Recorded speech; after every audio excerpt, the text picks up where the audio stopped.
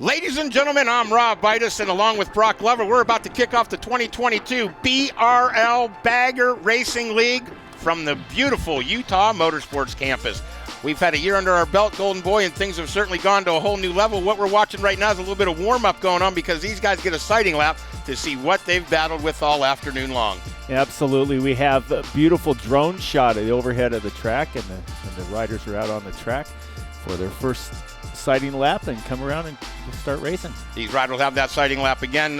Brock Glover, an AMA Hall of Famer, and you came out here because you wanted to see what all the hype was about. You've heard about it. I'm sure that the folks at your company, Dunlop, as well as everybody's been talking about these big, powerful motorcycles racing around a road racing facility.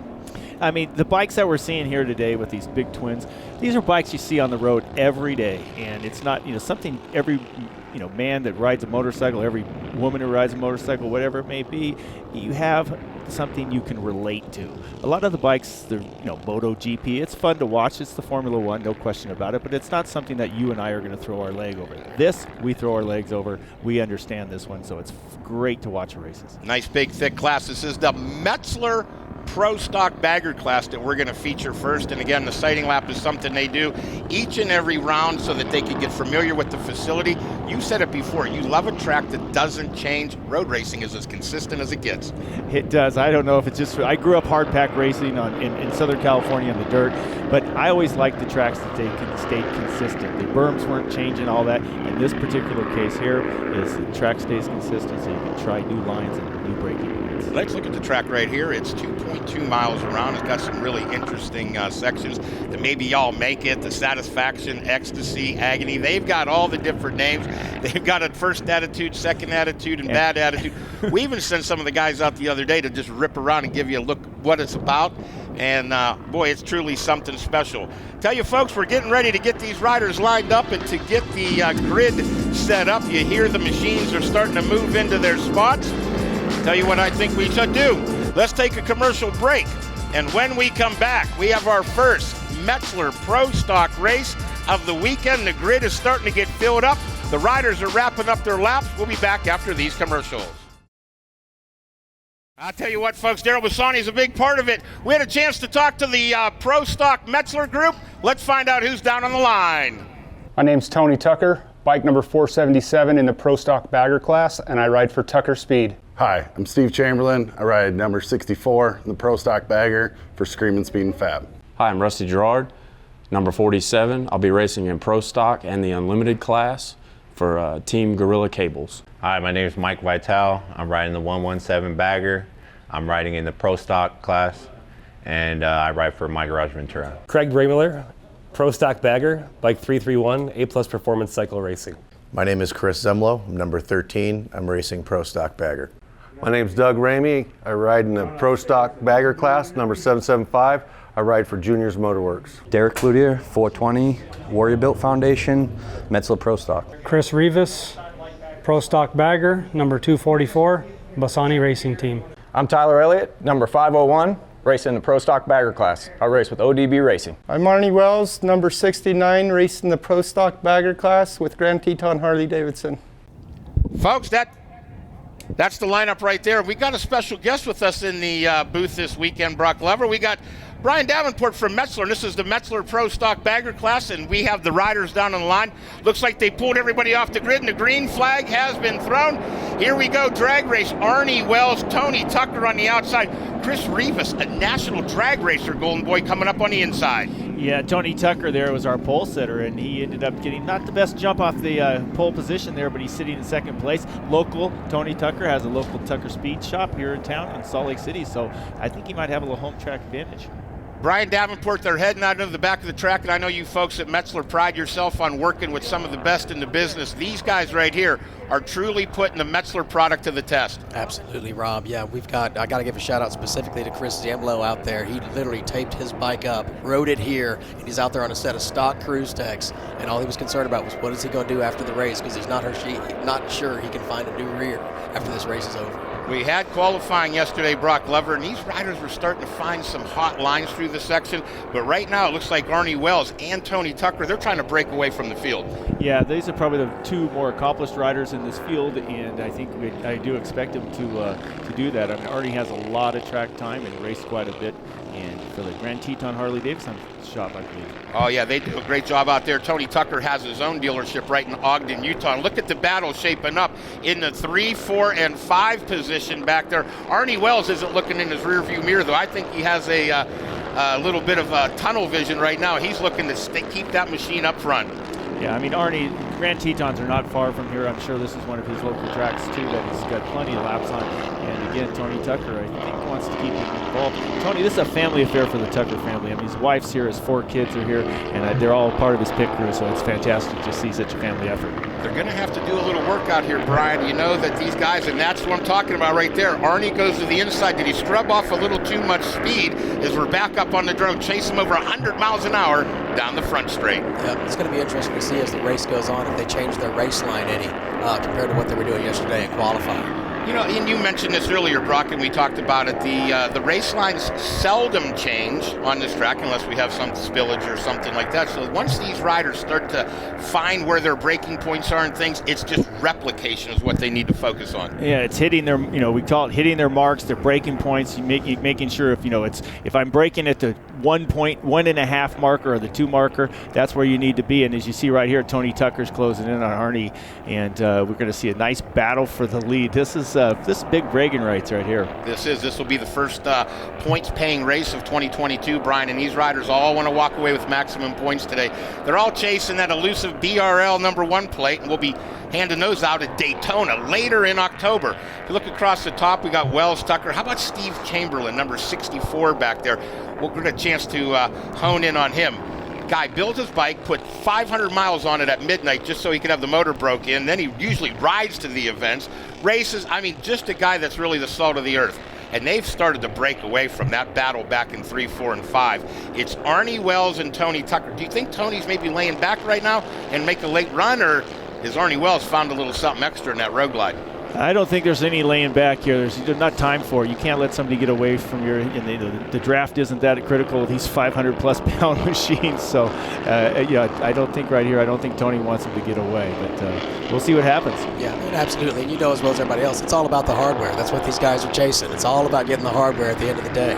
They want that big BRL belt. Speaking of big, our buddy out there, number 47, that is Gerard.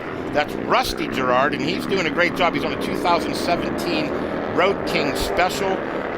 Tyler Elliott's out there. There are a lot of road glides. And Brock, the reason I think the road glide seems to be the bike of choice, the fixed fairing. It doesn't get that buffering the way one of the Batwing fairing would.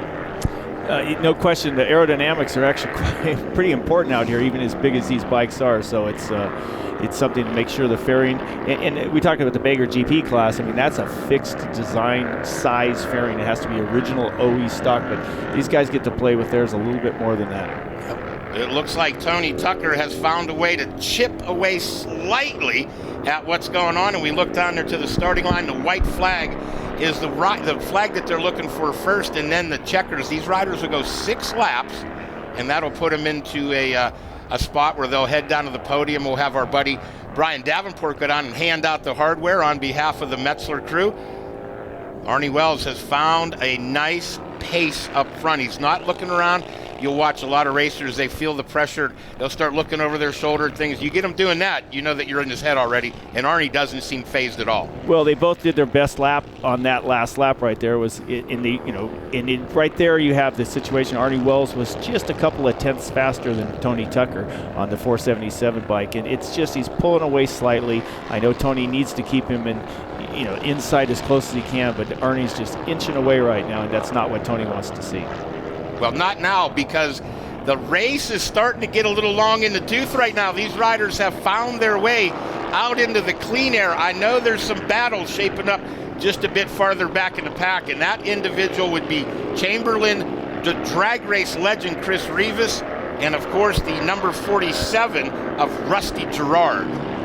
Mike Vitel's out there, Craig Braymiller, Tyler Elliott, Christopher Zimlo, Derek Coulter, number 420, Doug Ramsey, Doug came to our first event, and when he was here, he said, I'm going to buy a bike. I want to get out there and do it. And he's out here in the number 11 spot. And Carson Cofer, a local out of Salt Lake City, runs the number 12 spot.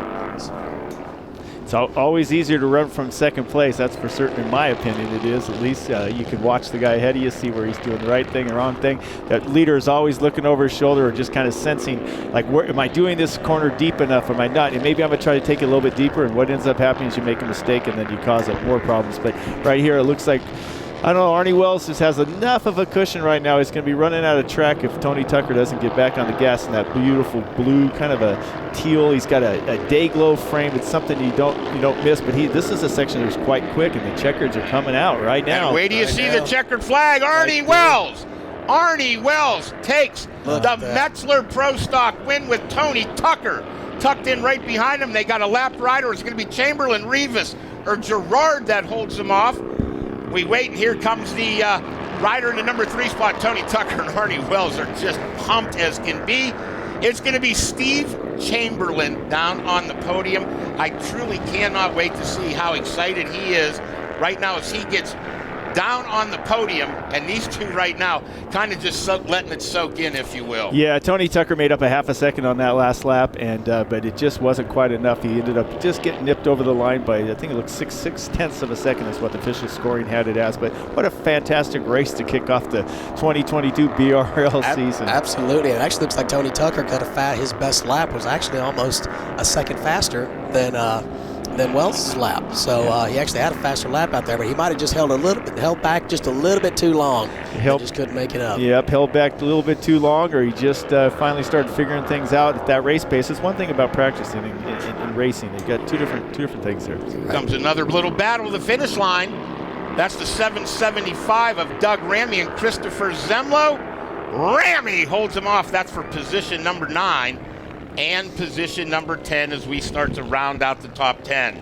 775. Again, this guy really impressed by the fact that he came to the first race here at Utah last year, went and bought a bike, built a bike, and he's part of the scene now. He's really, really into it. That is so fun. I mean, think about it. He's going to go home Monday, and he's going to tell everybody, what'd you do this week? Oh, I went racing at the Utah. Exactly. Let's look at the top 10. In 10th, it was Christopher Zemlo. Tyler Elliott, 501, finished 9th. Doug Ramey in 8th. Greg Braymiller, 331, finished in the number 7 spot. Mike Vitale, the 117, was 6th. Chris Rivas, 244, 5th. Rusty Gerard, nice job. It's his first time with us, and we hope to see him more. In the number 4 spot, how about Steve Chamberlain? I think the internet's going to break right now when they find out one of their favorites has finished in the number 3 spot. Tony Tucker, one of your favorites, Golden Boy. Yeah, I got to spend a little time with Tony at the Salt Lake City Supercross last weekend, and he had his bike on display and helped promoting the race, and he's such a nice guy, good family guy. As mentioned, he has all of his family, his wife, 4 kids. It's fantastic. The background scenery here, mountains surround this beautiful Utah Motorsports campus facility. Nope, and Mother Nature is cooperating today. I mean, we're 4,400 feet in elevation here at the Utah Motorsport campus, and the fact that we had a little snow here in the local mountains, that's what you see on the peaks. There was snow much lower than that on Monday and Tuesday around this region up here, and today is absolutely Chamber of Commerce Day, and it's 70 degrees, short sleeve, and everybody careful. Absolutely. Couldn't ask for a better day or better condition. Folks, I tell you what, we'll take a commercial break, and when we come back, we will be ready to go with the Icon Lightweights class. Tom Motzko in the booth. We'll be back after these commercials. Well, we're back live here. Myself, Brock Glover, and Tom Motzko. Now, we briefly talked about Tom coming up just a few moments ago. And Tom, you've had a very unique career. You've worked with, whether it's Arlen Ness and Don Hotop and some of the greatest names in the V-twin world. And you basically not only grew up with them, but you walked step by step with them for 40 plus years. These were friends of mine over all these years, and not only were they friends, but they helped us develop the company as it is today. We did a lot in conjunction with Arlen Ness, Don Hotop, Tank from Tough Cycle. I could name you off a half a dozen other ones. These are all friends of ours, and they helped us build Drag Specialties along with Fred Fox and Jeff Fox and those folks. So it's been, just a wonderful trip for all of us.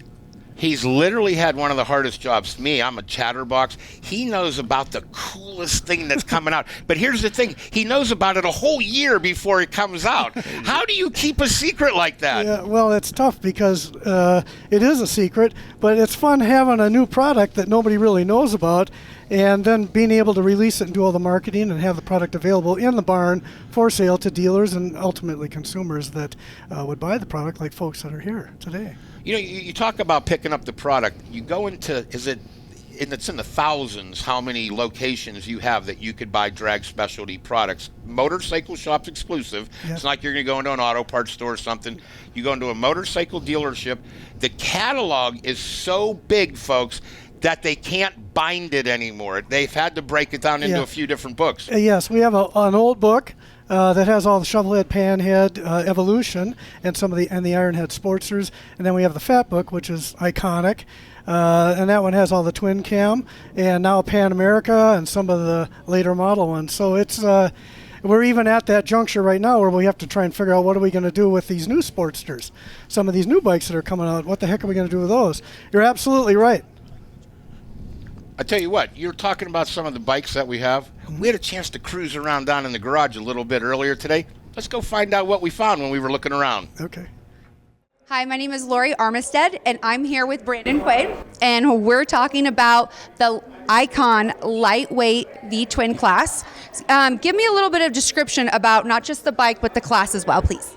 Well, the class is a 1200 and under class, so it's a really cool class to come out and for anybody that's riding a Harley that wants to come out and not spend $20,000-$30,000, you know, you get yourself a Sportster and you come out and you start racing.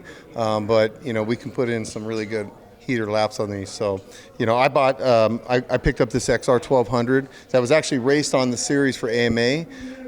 You know, what it really comes down to is, you know, you don't have to have the biggest motor to be the fastest. You know, I believe in your suspension and everything matters, you know. So, you know, us lightweights out here, we're putting in some heater laps this week. So I'm feeling good, yeah. Is there anything that you did special for the bike to really set you and your team ahead? Well, but I'm not going to tell you, you know, because we got the secret sauce in here. So, no, you know, really tall shocks, 16.5-inch shocks in the front. You know, like any Harley, if anybody's interested in doing this, because I love what I love about BRL. Anybody can come out and race. Everybody thinks, oh, we've been doing this forever. I've been at this for a year and a half. But when it comes down to your Harleys, you're thinking about it, raise them up. Get your suspension dialed, and you can come run some hot laps. Yeah, and you have one of the largest teams, Quaid Harley-Davidson. Thank you so much for taking the time. Yeah, thank you. How about Lori and Brandon down there showing you what's going on with the bikes? Now, we have these riders out on the track. They're getting their sighting lap, and you're looking down on the grid. What's happening down here on the grid is that these mechanics will wait for them. Some of these bikes are so tall they have to catch them when they come back. Yeah, he talked about the fact that you need to have the bike elevated to get the thing to where you can lean over and not drag parts and pegs, primaries, whatever it may be. So they actually raise the bikes. I mean, it's almost like lifting your pickup truck, and it helps them get around the track much faster. One of the funniest things when you talk to a lot of people, they thought that on the baggers, especially the saddlebags, were going to hit. It's the primary that sticks out the farthest. That was the thing. So now we see them going to belt drives and shaving them, and as you raise the bike, then obviously there becomes more ground clearance.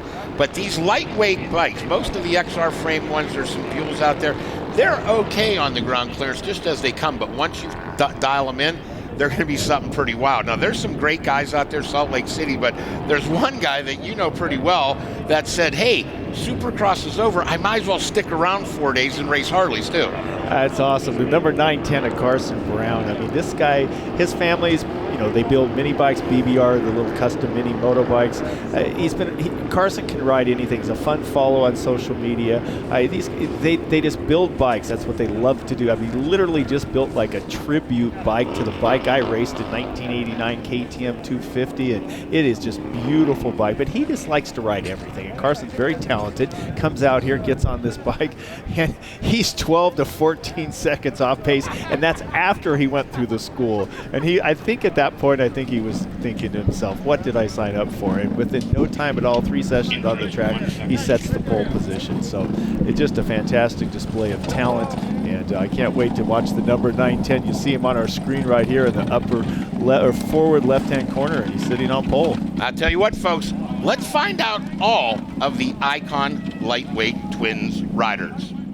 My name is Bert Bledsoe. I race number 526 for the Light Twins class for Juniors Motorworks. My name is Anthony Gonzalez, racing Lightweight Twins class, number 555, Gorilla Cables. Tyler Baker, number 984, racing Lightweight V-Twin for Olympic Ironworks. I'm Ron Schinke, number 828, riding in the Lightweight Twins class. My sponsors are Dyno Steve, Town & Country Roofing, and Olympic Ironworks. I'm Michael Kelly, number 454, riding in the Lightweight Twins class for the Bagger Racing League, riding for K&B Motorsports and Defiant Manufacturing. Michael Acuna, 797, Lightweight Twins. Hi, I'm Cody Melton. I'm number 11. I'm racing in the Lightweight Twins, and I'm racing for my team Moosecraft, Jiffy Tune, and Lindahl Brakes. Hey, Joe Sanderson, Drag Specialties Rep 101, race number 101, racing Lightweight Twins class, and from Southington, Ohio. Hey, it's Brandon Quaid. My race number is 900. I'm racing lightweight division, Quaid Racing Team, Quaid Harley Davidson. Carson Brown, 910, Lightweight Twins, Suburban Harley Davidson. My name is Carson Cofer, number 160, racing in the Lightweight Twins. I race for Tucker Speed, Burley Brown, Lowbrow Customs, Galfa Rotors. Dylan Wall, 519, Lightweight Twins. I'm Joe Gale, number 507. I'm riding Lightweight Twins, and I'm racing with Quaid Racing Team. Hi, my name is Gregory Stinnett. I'm riding Lightweight Twins and the Unlimited class on the number 816 for Lindahl Brakes, Law Tigers, Lower Outlet Performance Machine, and Vittori Speed Shop. My name is Brandon Colford. I race the Lightweight Twins, number 152. My title sponsor is Tucker Speed. I tell you what, we had a chance to introduce them. These guys got quick on the start, and they jumped out front. Guess who grabbed the whole shot? I can tell you right now, Carson Brown knows when he races professional Supercross, and he's had multiple top 10s this year in the 2022 Monster Energy Supercross Series. He knows how critical a start is in Supercross, and he didn't even hesitate today. Not hesitate. He went out and knocked off, 17, 18 seconds from when he first went out after school to now? Yeah, today alone he took off over 10 seconds on his best lap time from yesterday. So that's an eternity in road racing. It certainly is. We got some battles shaping up back there. Some passes happening quickly as they know that if they let the 910, he's on the Suburban Harley. Joe Hupp built that bike, brought it out here. There are so many strong competitors in there. The 816, Greg Stennett, he's a regular in this, and he has to be going, what am I going to do to latch onto the back of this young kid that comes all the way out of the Pac Northwest? Yeah, he looks like it. Greg looks like he's closing, or maybe just keeping it consistent. I mean, Carson got most of his jump in the first 2 or 3 corners. But you're talking about his sponsor there. I mean, out of Suburban Harley Davidson, north of Milwaukee there, and he's got a whole slew of tire bikes out. He's Benny Carlson's sponsor on the number 45. Benny Carlson, 2-time champion, I think, in BRL, past supermoto rider. He's a very talented motorcycle rider, and so they're keeping they got a whole group of bikes down under that pit.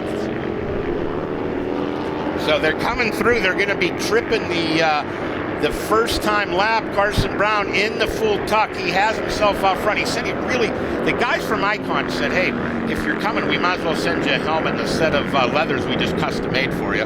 So he threw those on. Kurt Walter, we wish he could join us out here. He's a great guy. But Carson said, okay, I'm feeling pretty special. I might as well ride pretty special. Second place is the 113 of Murphy. This guy, Alcatraz swimmer for the military, does all the CI. I mean, this is a bad boy right here. He runs in the number 2 spot. Wall, the 519. Melton, number 11. Gale, 507's out there. This 828, Ron Schinke. Brandon Coford, local boy out of Salt Lake City. Dustin Slade. Michael Kelly, the 454. Lenny Howard, 551. Carson Coford, 160. And the rep You know this guy, don't I do. you, Tom? Yeah, Who I is do. that? That's Joe Sanderson. I hired him. Rep 101. Yeah. That means he's pretty early on in the food chain. Yes, With him sir. and Bobby Pickard, maybe. Yeah, I hired him. I bet the folks at home right now are having a good time. We want to obviously wish our friend Fred Fox and Paula. They helped pioneer this, obviously. Thanks, Fred. And then, we were hearing from all the reps that were tuning in and the regional managers. They're like, we're checking this out. Tell Tom we said hey. Well, we got Woody here from Boulder City, from Nevada. Oh, yeah, they all came out. We got regionals, we got locals. Craig's here from the Salt Lake area, so what a battle. Carson Brown has to be going, wait a minute, I'm not hugging the inside, I'm not block passing, there's no whoops to skim. I mean, for him, his wrist actually probably feels good. It was funny. I was talking to Carson earlier this morning. I looked at his knee puck. I go, you got a little skid mark here? Are you laying it over far enough? And he's like, it was not yet. And then after he got done with setting pole position, I went back and looked. Yep, finally dragging it. And his dad, Dwayne, is here with him, giving him support. And Dwayne said, yes, he really made a difference when he started hanging off the bike a little. You could see he's throwing his knee out there. But this is uncharted territory and uncharted waters for him to be rubbing his knee or hanging off the bike like that. This is not the style you do in Supercross. No, he's doing a nice job out there. And for a guy that has never, we were talking this morning, I'm like, what about, I had a moped.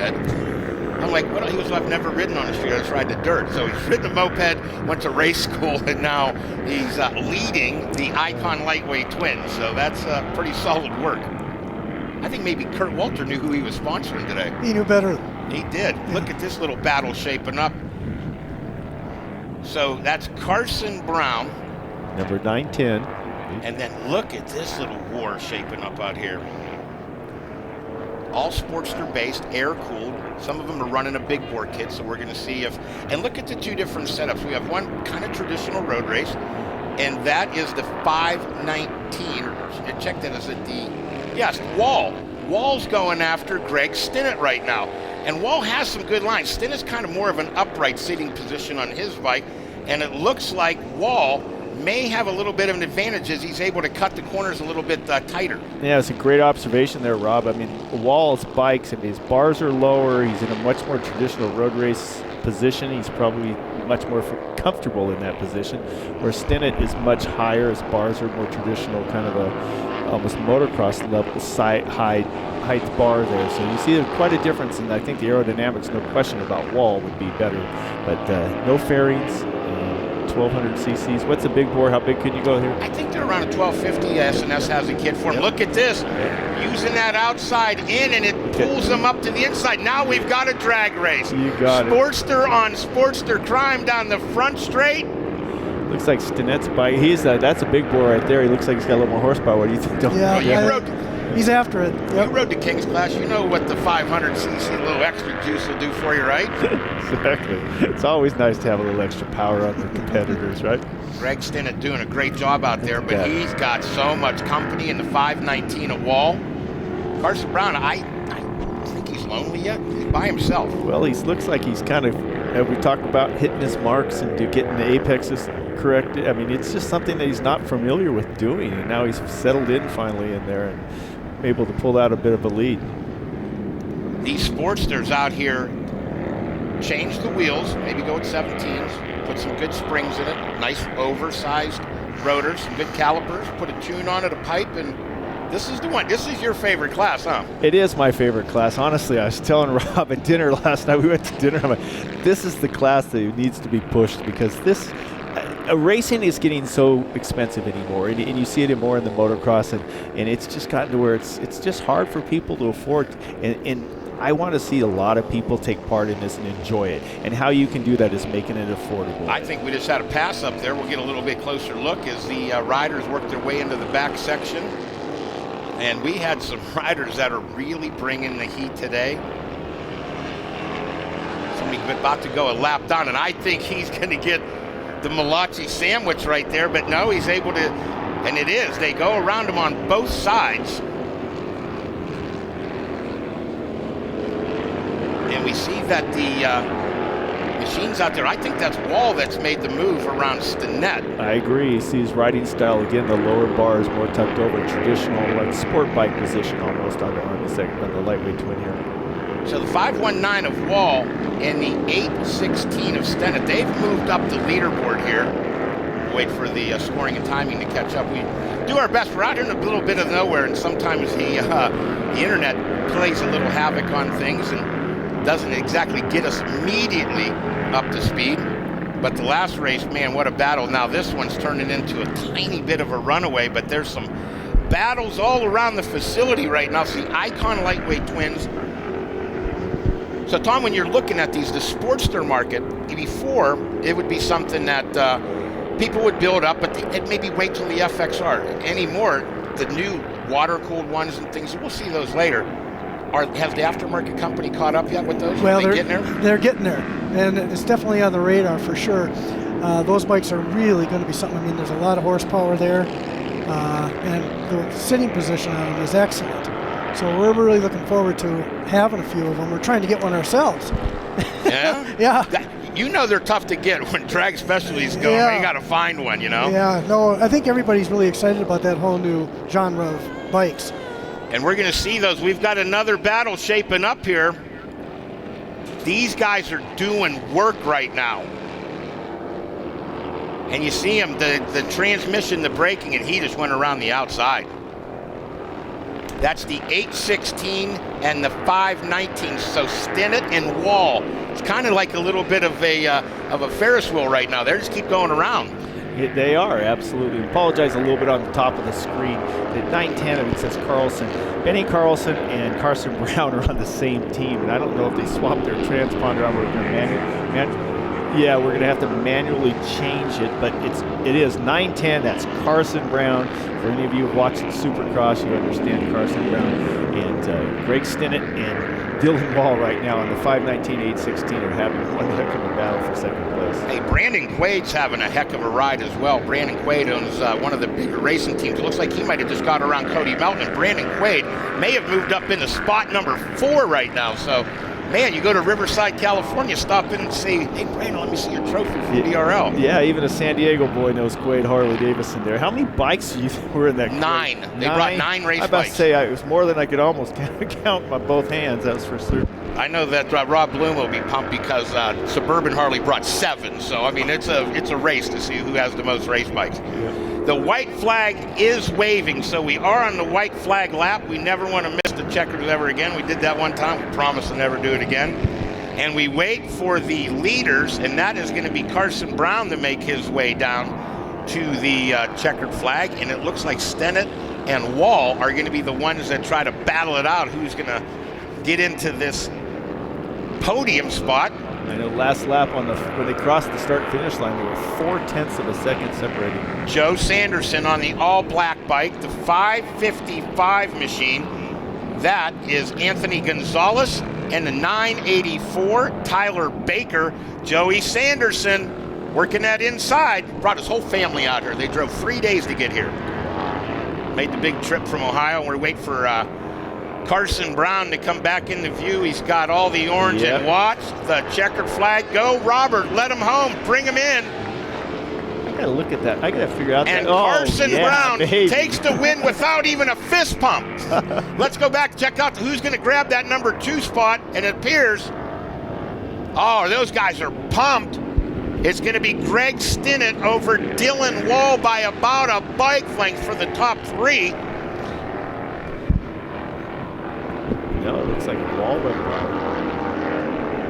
Did Wall get him at the... He did. So. He got Stinnett right at the thing we hit refresh, and it happened that quick. So Greg Stinnett able to make the pass on Wall. No, by Dylan Wall second. Sorry. It was? Yeah, all Wall. right, so Wall hold down. So he was able to... Geez, oh, man, this thing topsy-turvy today. These guys were so close on the last lap. They were on the second. They finished within the same second. That was a fantastic run.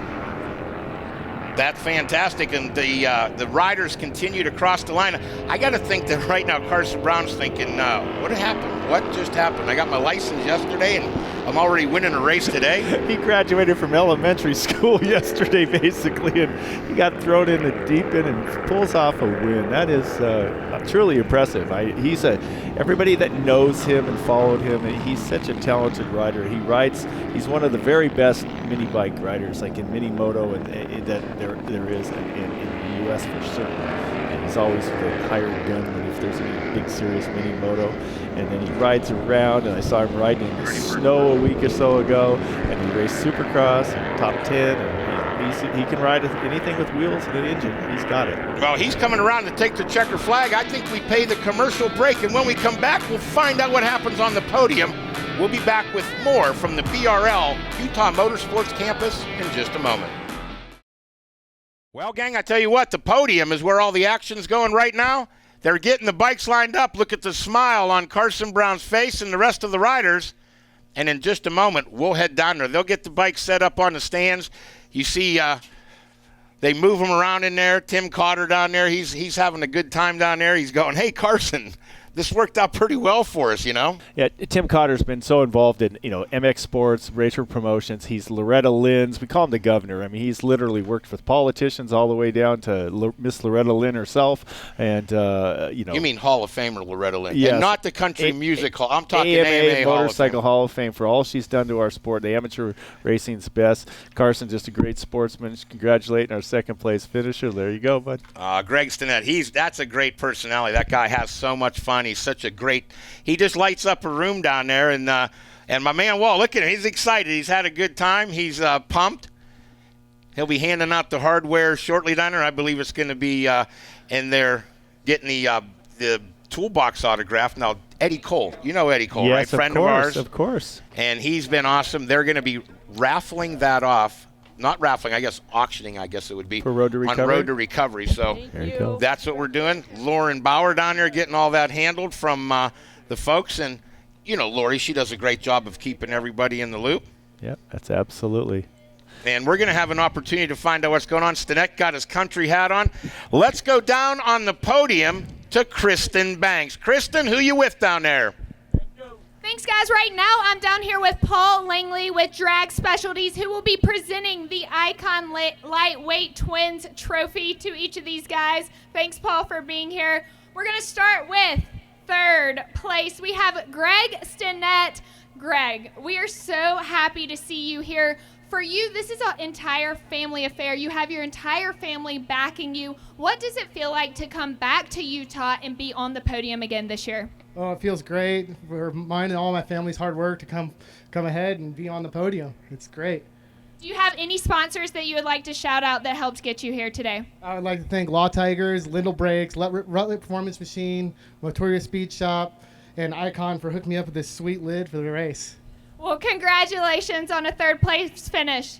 Now we're going to go over here to a different story. We have in second place Dylan Wall. Dylan, you were with us here last year in Utah, but you did not make the podium. This year, you're standing on the podium. What does that mean to you? No, this was awesome. I just put a lot of hard work into it.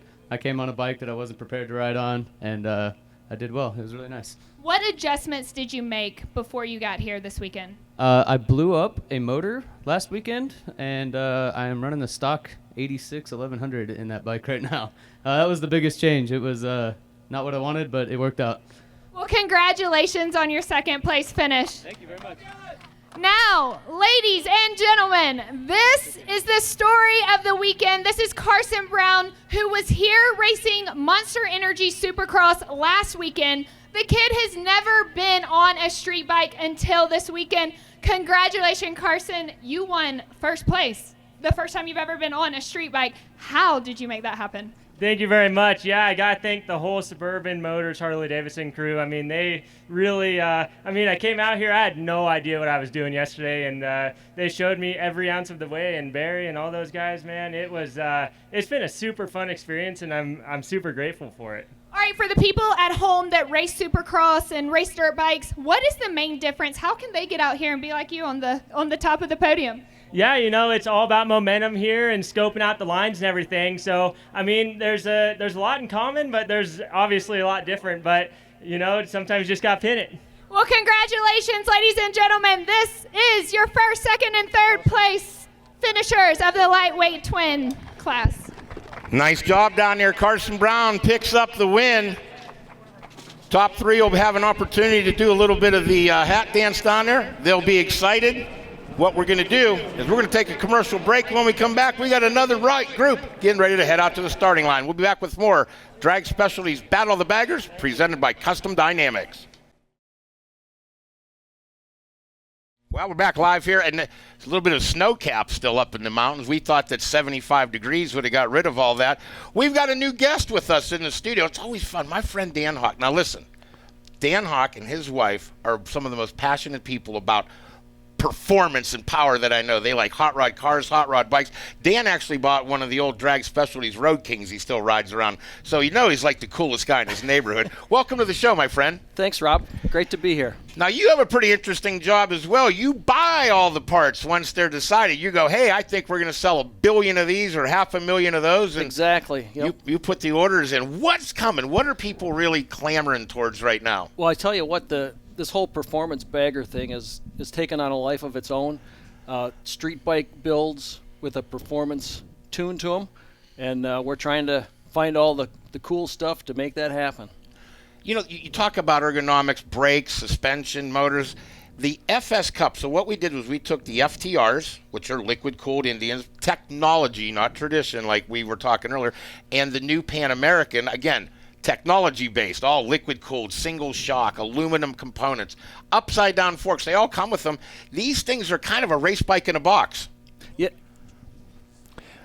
They absolutely. These bikes, Rob, create incredible amount of performance. It must be almost twice as much horsepower the original V-twins came out with, and performance is fantastic. Yeah, it's super cool what Harley and Indian are doing with some of these new bikes. The technology and the performance is way above what we're used to seeing with the older V-twins and Sportsters. It's changing the market. Well, back in the day, it wasn't uncommon to hear of an FXR or something have a 60, 70 horsepower, and you'd cam it up and stuff, and 85, maybe 90. Now, these things come stock with $140. Yeah, you were the king of the hill if you had 90 horsepower. Oh, out of 80 inches? Yeah, you can pretty much go out there and show it. You were the man. Then you'd pick up an aftermarket big bore stroker motor, and the next thing you know, you'd have a 124 in there. And you hope it hung together. Absolutely. Well, American quality. So we look around. We got the FS Cup class that's coming up next, and these will be the FTRs. Now, the FTRs have been around just a little bit longer than Harley really has with their liquid-cooled engines, and I think it's a little tighter package. It might be a bit more flickable. Yeah, the Pan American motor, I know it's new, and some of the teams are even used to carburetor jetting, ignition pipe. That was your tune. Now you got to have your little laptop. You got to deal with you got to wait a minute. I've got an LED readout here that I got to pay attention to. Do I have it in rain mode? Do I have it in sport mode? There's a lot more to tuning these modern bikes, but boy, do they get around the track quickly. Well, it's super cool to see some of these down there in the paddock today. That to realize that started out as a Pan American. It doesn't look anything like it anymore. But I was just reading the latest issue of Cycle News, and they had a shootout of the big twin, and the Pan American was featured in one of the big adventure bikes. And now to realize, and I come into the pits and I'm seeing these bikes, on the racetrack and slicks on them, they're no longer an adventure bike. No, that's not off-roading there. Exactly. Well, here's the thing about an adventure bike. When you build it, it's supposed to be the most competent at everything. You're supposed to be able to ride it off-road, on-road, Jeep trails, fire roads. We've seen guys, they're doing double. Everybody's starting to kind of almost trials ride them now. Have you seen any of those guys? Crazy. That's something where, you're talking about all the balance and technique and skill in the world. But now we're going to see them in action out here on the road course. And the FS Cup guys, so we're going to have guys like Corey West.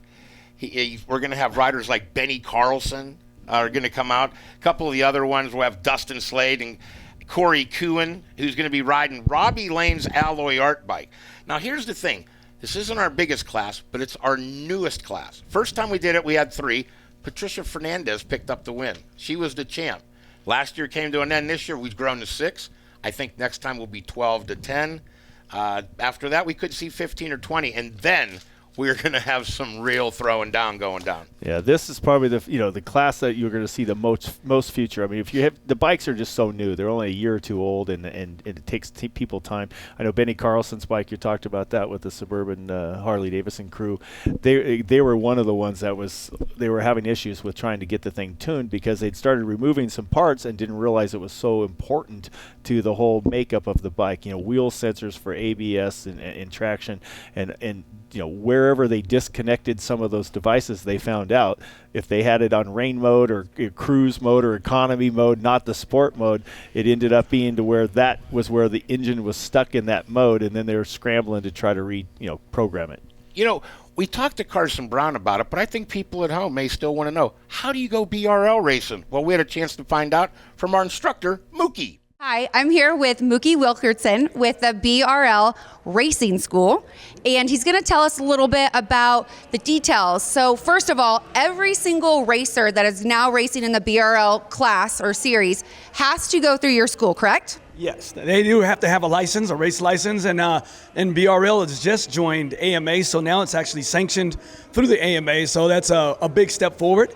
But yes, everybody has to have a race license, and they provide it opportunity every single race weekend, and sometimes outside the weekends too. That's amazing. So it's definitely going to keep the racetrack a little bit more safer. Obviously, racing is inherently dangerous, but this is going to give it a step above. Can you tell me really quick about the things that you discussed that really drive into the new racers? Is mainly race etiquette. There's a lot about race etiquette because it's not only about safety, but it's safety for everybody else around you. So we teach mainly about the flags and what they mean, because it's the way the grid marshals communicate with the racers on track live. And so they need to know what's happening when you see what flag, what color flag, and what it means. We also teach racing lines and how to hold your line, because it's very important to be predictable when you're racing. So, and on top of that, at the end, they even have a mock race. And today was actually quite exciting because it was probably about a couple hundred people watching, and it was unexpected, but it was quite a large grid, and the racers in the new racer school was quite hyped up about it. So I was quite proud to see people watching and how they actually performed.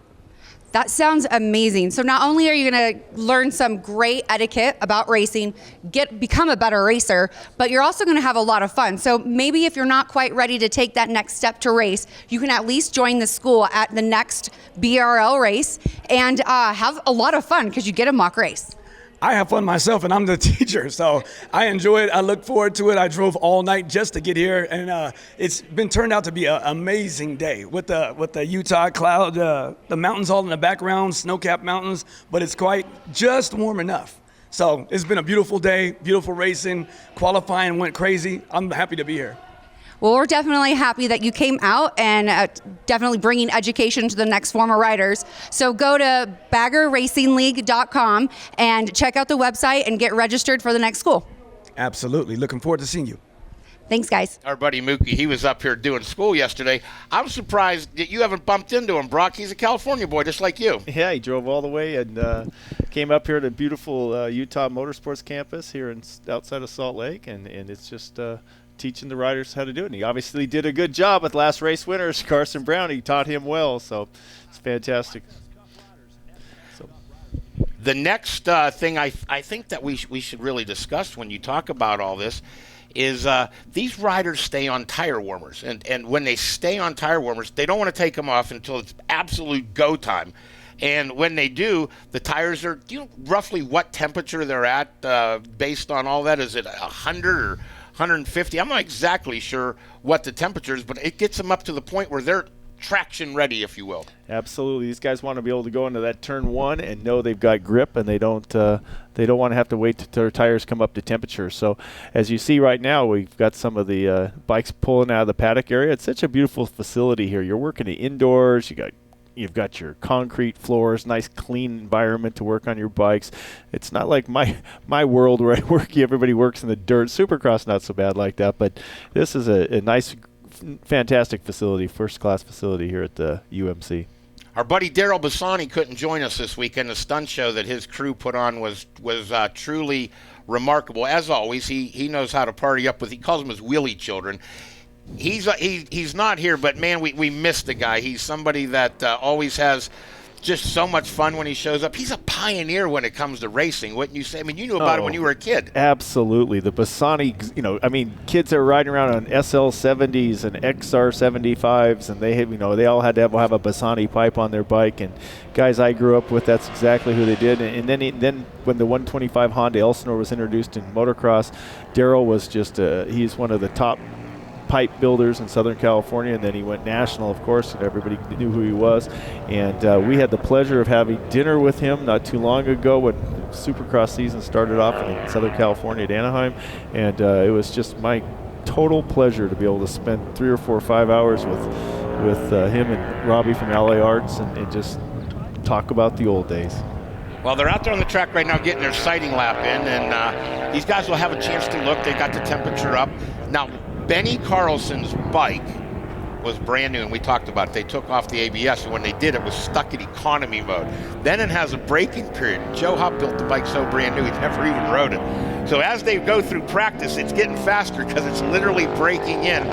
His last lap of this race may be the fastest we see from him. I don't know that he's ever going to have the horsepower it's capable of, but Benny's a little frustrated, but he's a racer, and he's like, he didn't come all the way out here to sit in the pits, so he's going to be out there racing that bike. Maybe not at its peak performance, but he's going to give it a run. I'll tell you what, they've got some great riders that are riding. We had a couple riders go down, so it's going to be our smallest field of the day, but it could be the most intense. Let's meet the riders. I'm Mike Subish. I'm number 25. I'll be racing in the FS Cup, riding for Native Rider Racing. Hey, my name's Corey Cowan. I'm from Salt Lake City, Utah, riding 2022 Pan America for Robbie Lane and the guys at Alloy Art in the FS Cup and ATU classes. I'm Benny Carlson, riding number 45 in the Unlimited class and the FS Cup, riding for Team Suburban Motors Harley Davidson, Sly Fox Custom Dynamics Racing. Corey West, number 13, riding in the Bagger GP and FS Cup for Team Saddleman Lloyd's Garage. Hi, I'm Dustin Slade, number 14, riding the FS Cup for JRS Motorworks. Great group of riders. Now, tough thing as we mentioned, a couple of them, they went down late in qualifying. So, again, it's our smallest field. It's our newest class. But some of the best riders that we have on site are in this class. I think we're going to see an absolute barn burner before this one is done. We have locals. We have guys that have quite a bit of time on the bikes. And then we have a couple. Now they kick them off the line. And these riders will head back. There's my buddy Lucky down there. Lucky points to him. Make sure everything's clear. See Benny Carlson there on the inside, position number 3. Again, not having the full performance. And then Corey West has pole position. He takes off the start right now. Great drone footage here. And let's see, I'm sure Corey West seems like he's holding it on into the first corner. Yep. Corey's holding it on right now. His fiance is all the way over in Ireland, I believe, racing today, so I'm sure they'll be on the phones. Corey had a tough break leaving the facility yesterday. His brand new truck was demolished by an errant driver out there. There's folks in cars there. You got to keep your eye out for him. Yeah, that was terrible. Somebody ran the stop sign, didn't stop, and ran right into the side of it, and it was quite a collision.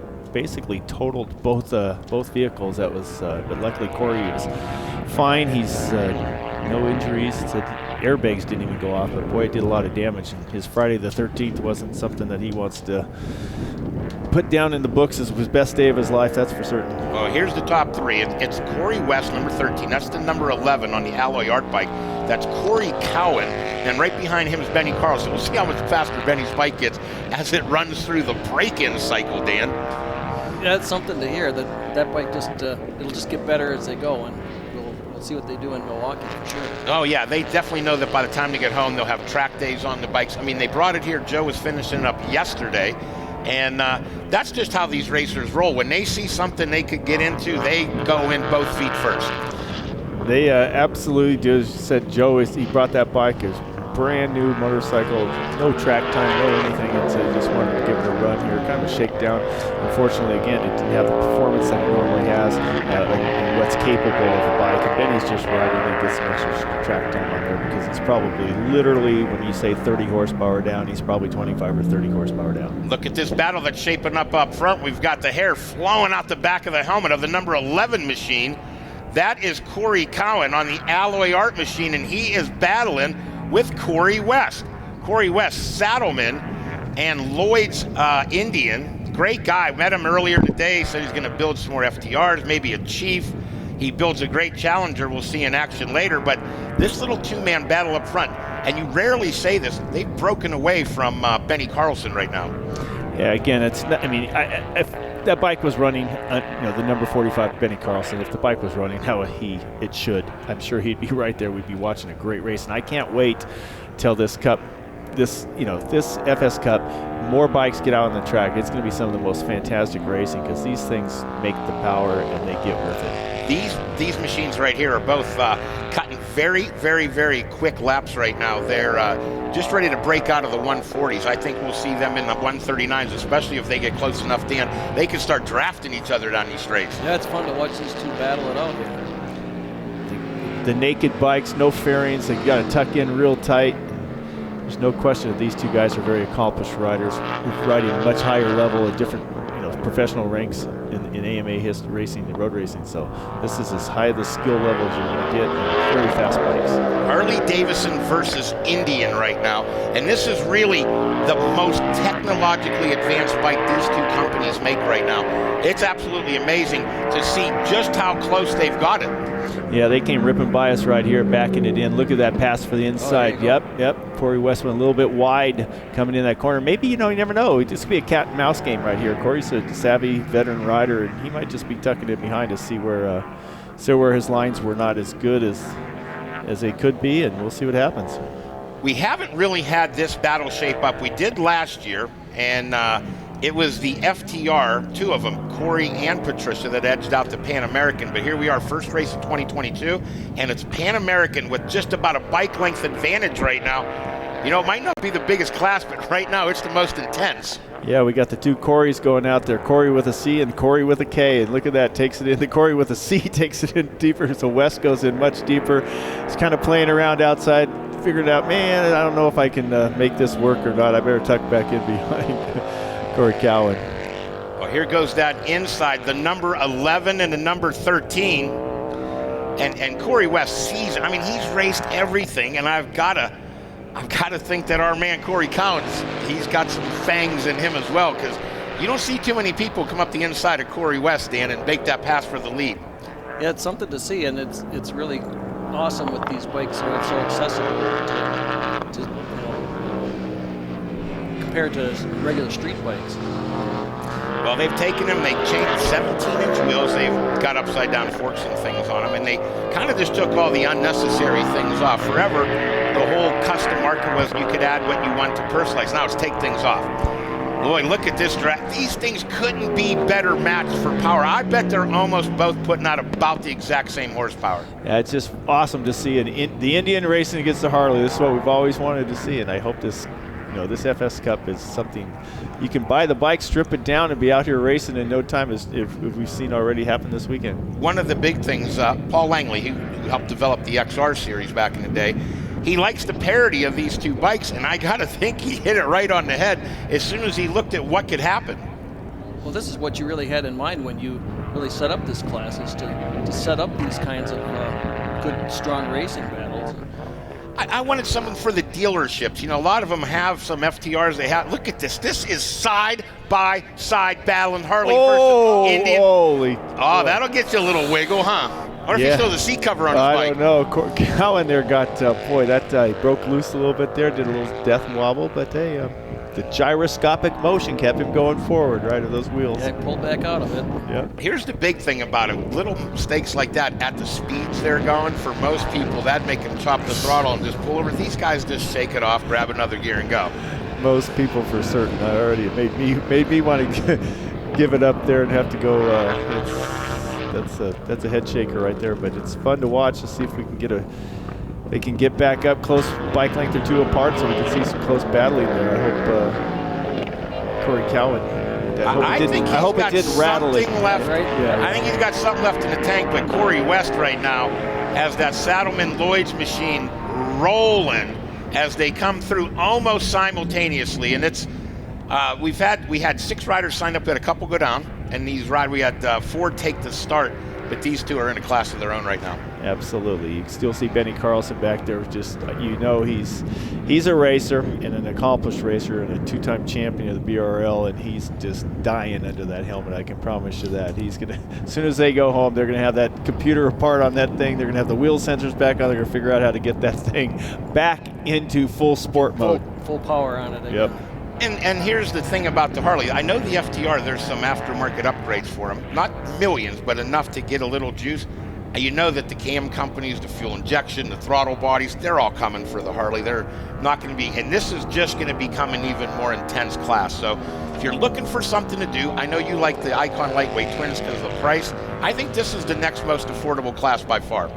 I think so too, because you've got this bike, you can take it off the showroom and you can do a few things. And it reminds me of the, I call it the old days, back when dual sport motorcycles were kind of our first entry to dirt bike riding. We took dual sport motorcycles in the late 60s, early 70s, took the lights off, changed the fenders, put knobby tires on them, and the next thing you know, you had kind of a decent off-road bike. They were street legal when you started, but you stripped them down and they were good. This is a little bit like stripping down a bike like that. We're on the white flag lap right now. Next time around, checkers will fly. You see some of the takes a white flag, Corey West, so he's got about 1:37 seconds to go, I'd say, about right now. Yeah, it unfortunately looks like Corey Cowan, for some reason, we're not quite sure why, his last lap was a 1:41.1, and Corey West did a 1:38.5, which was his best lap of the race. And Corey Cowan, early on, they were running the 1:39 flat, high 1:38. So it's some reason Corey Cowan has slowed down a couple of seconds. It's been 2 seconds, 2.1 seconds. So that's how he ended up losing contact. We unfortunately lost our close battle, but I'm sure there's something there, and Corey Cowan will figure out what it was. There was definitely a couple laps there where it made it all worth it, but Corey West, a fantastic job, I'm sure. David Eckert and the crew down there, Lloyd's from Lloyd's Garage, are going to be stoked. They'll be able to pick up a belt. This won't be their first win on that bike, though. They've been running up front pretty much since the inception of SS Cup, so this will be yet another of the opportunities for them to really celebrate the FTR, and they've broken away right now. Yeah, and you saw also there on the track, it's pretty flat here at the Utah Motorsports campus, but there is a little bit of a hill in the elevation. We can see the bikes coming down off what is the downslope there. The checkered flags are waving right now. We're going to see a little. Yep. He's come on out of it. He's going to be coming down. Robert's about to get ready. He'll have the crowd on its feet as he gets those checker flags waving. Corey makes that left corner. Gets a little wheelie. There you go, buddy. And Corey West, he got the fist pump going right there. Yep. He comes across the line. Acknowledging the hard work of our flagger, and one of the most exciting flaggers I've seen in the sport. It's nice to see. He puts on a show. Yeah. Corey Cowan out there in the number 2 spot. He already off the track. He's just enjoying this moment. And I don't care what you're doing. It's great to win. There's the little victory wheelie there, wheel stand. Yeah, as long as the gyro doesn't kick in and start backing off the wheelie sensor on those things. There's so many the technology in these bikes, literally, they have gyros in them. They have traction control. They have so many things that they're going to have to disconnect for racing. I bet they figured out a way to turn a lot of that stuff off. They're certainly figuring out how quickly they are, and it's going to be fun to see this, because this is a bike you can buy, fix it up for racing pretty easily, and you've got a fairly reliable package. You're not always having competitive. It is incredible. There's the little bit long. The gyroscopic must be working at that point right there as he heads it back. Got a nice big old crowd here today as they hanging out over the banners, checking it out. They were here yesterday for qualifying and practice. They got here early this morning. We've seen the Bassani stunt show, and now we've seen some good races out on the track. The NAM's Big Twin will be the next class, and that's usually one of our biggest classes, and then we'll wrap it up with the Custom Dynamics Bagger Jeep. Yeah, it's pretty cool because you got Corey Cowan, you got Corey Cowan out there and Corey West. And Corey West, you can see that racing's racing, and he just won. And you can tell in that inside he's just feeling it, doing wheelies, having some fun, showing the playful side of there, and he's proud of that win no matter. What we got coming up next? Cobra Exhaust, our buddy Cameron Broussard, the ATU class. This is the American Twins Unlimited. You got a bagger, you got a sporty, you got a Dyna, you got an FXR, it doesn't matter what you got, we have it. While these riders are wrapping it up and getting ready to head down to the podium, let's take another break. And when we come back, we'll be down on the podium. And we'll hear from Corey, from Benny, of course, from Corey Cowan. We'll be back in just a moment after these breaks.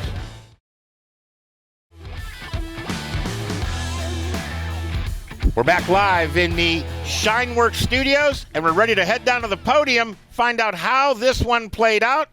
What do you have for us, Lori? Thanks, guys. I'm down here with Paul Langley with Drag Specialties to present some amazing awards for the Drag Specialties FS Cup. So let's go here with our third place winner.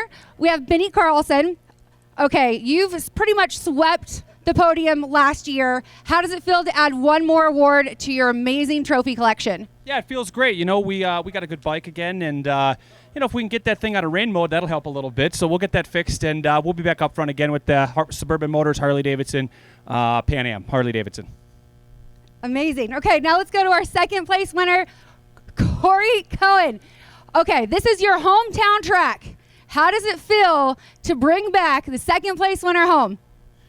Second place feels good. The other Corey here in first, it would have been a little bit nicer, but I was happy to get off the couch, and the guys at Alloy Art provided me a great bike to ride this weekend, and I couldn't be more pleased. So I appreciate all the friends coming out, all the supporters, Pirelli Tires for giving me the best that they can and what I feel is the best in the business. So appreciate everybody. Thank you. And this was your first time riding that bike, correct? Yeah, I saw it first thing yesterday morning, and it was pretty good from the get-go. Made a couple of adjustments and just continued to ride it. So it's all this American-made stuff is pretty foreign to me, really foreign. But it's been really enjoyable, and it's a super pleasurable experience. So, well, congratulations on your second place win. Okay, now we got. Okay, so now we have Corey West. Corey, I mean, what can I say? Congratulations. Yeah, thank you a lot. Big shout out to the Saddlemen guys. They worked their butt off on these bikes over the weekend, and you know, Bridgestone for stepping up. It's awesome to get back on these super sticky tires. Lloyd's Garage, Mission Foods, Motul, Galfer Brakes. I mean, everybody that stepped up this year on our Hooligan FS Cup bikes. It's been really awesome. Had a little adversity yesterday. Actually got in a car accident leaving the track yesterday, so it was nice to come home and then get a good win today. But shout out to these guys on bikes I've never seen before. These guys were pushing me hard, so I think this class has a lot of room to grow, and just happy to bring home the win. We're so happy that you're doing well and nothing happened to you and you're out here to kick some butt. So let's give it up to our first place and your amazing trophy right here. Let's grab your belt. Hey, thank you, sir.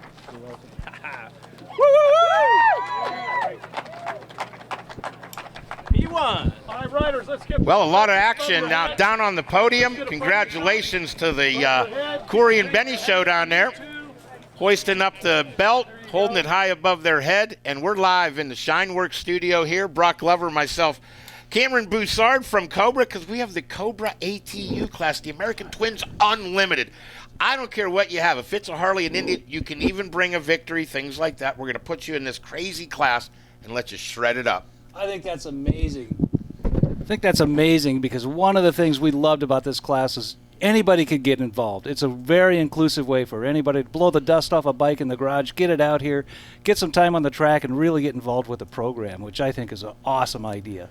Now, you actually have thrown on the leathers. You've got the knees on the ground. You have road racing experience. A little bit, yeah. I used to do a lot of the ARMA racing. In fact, I raced at this track a whole bunch of times. So I know what some of these guys are going through when they're struggling. You know, turn one is a tough challenge for a lot of these guys. And I can relate to that. So there's a lot that I'm watching these guys. The only thing I find amazing is they're able to, you know, go into turn one with these 500 and 600 pound motorcycles and flick them in. That to me is a pretty remarkable and brave thing to do. You know, you come from the exhaust world, and there was a time when, you know, all the chrome exhausts were the big rage, and you know, it was about keeping everything shiny and looking really good. Now that you know the 2-in-1 market, the whole bit that comes with it, this is kind of fun because every time you guys go into the dyno, you're looking to get a couple more of this, a little bit more torque, and that's got to be a good time. Well, it really is. Even with the baggers for years and years, even if it was a big wheel bagger, the first thing everybody talked about was power. How do we get more power? But they never worked on the rest of the motorcycle. So they didn't do the suspension or the brakes, but they'd build these big horsepower machines that made a lot of noise. But now that everybody's chasing performance, that makes it a lot more fun because we can now build the exhaust to get the most performance, and they can put it to use. When you talk about building the exhaust, you guys build them right in-house, truly American-made. You guys are what? Yorba Linda, right? Correct. Yeah. Everything we do in-house, we do some things that no one else does. We have our own, not just our own R&D, but we build our own tooling, which is a lost art in America anymore. You don't find companies that do that kind of stuff. So we've got the capabilities to create anything we want in any shape, which makes it wonderful from an R&D perspective. Get off of the dead track.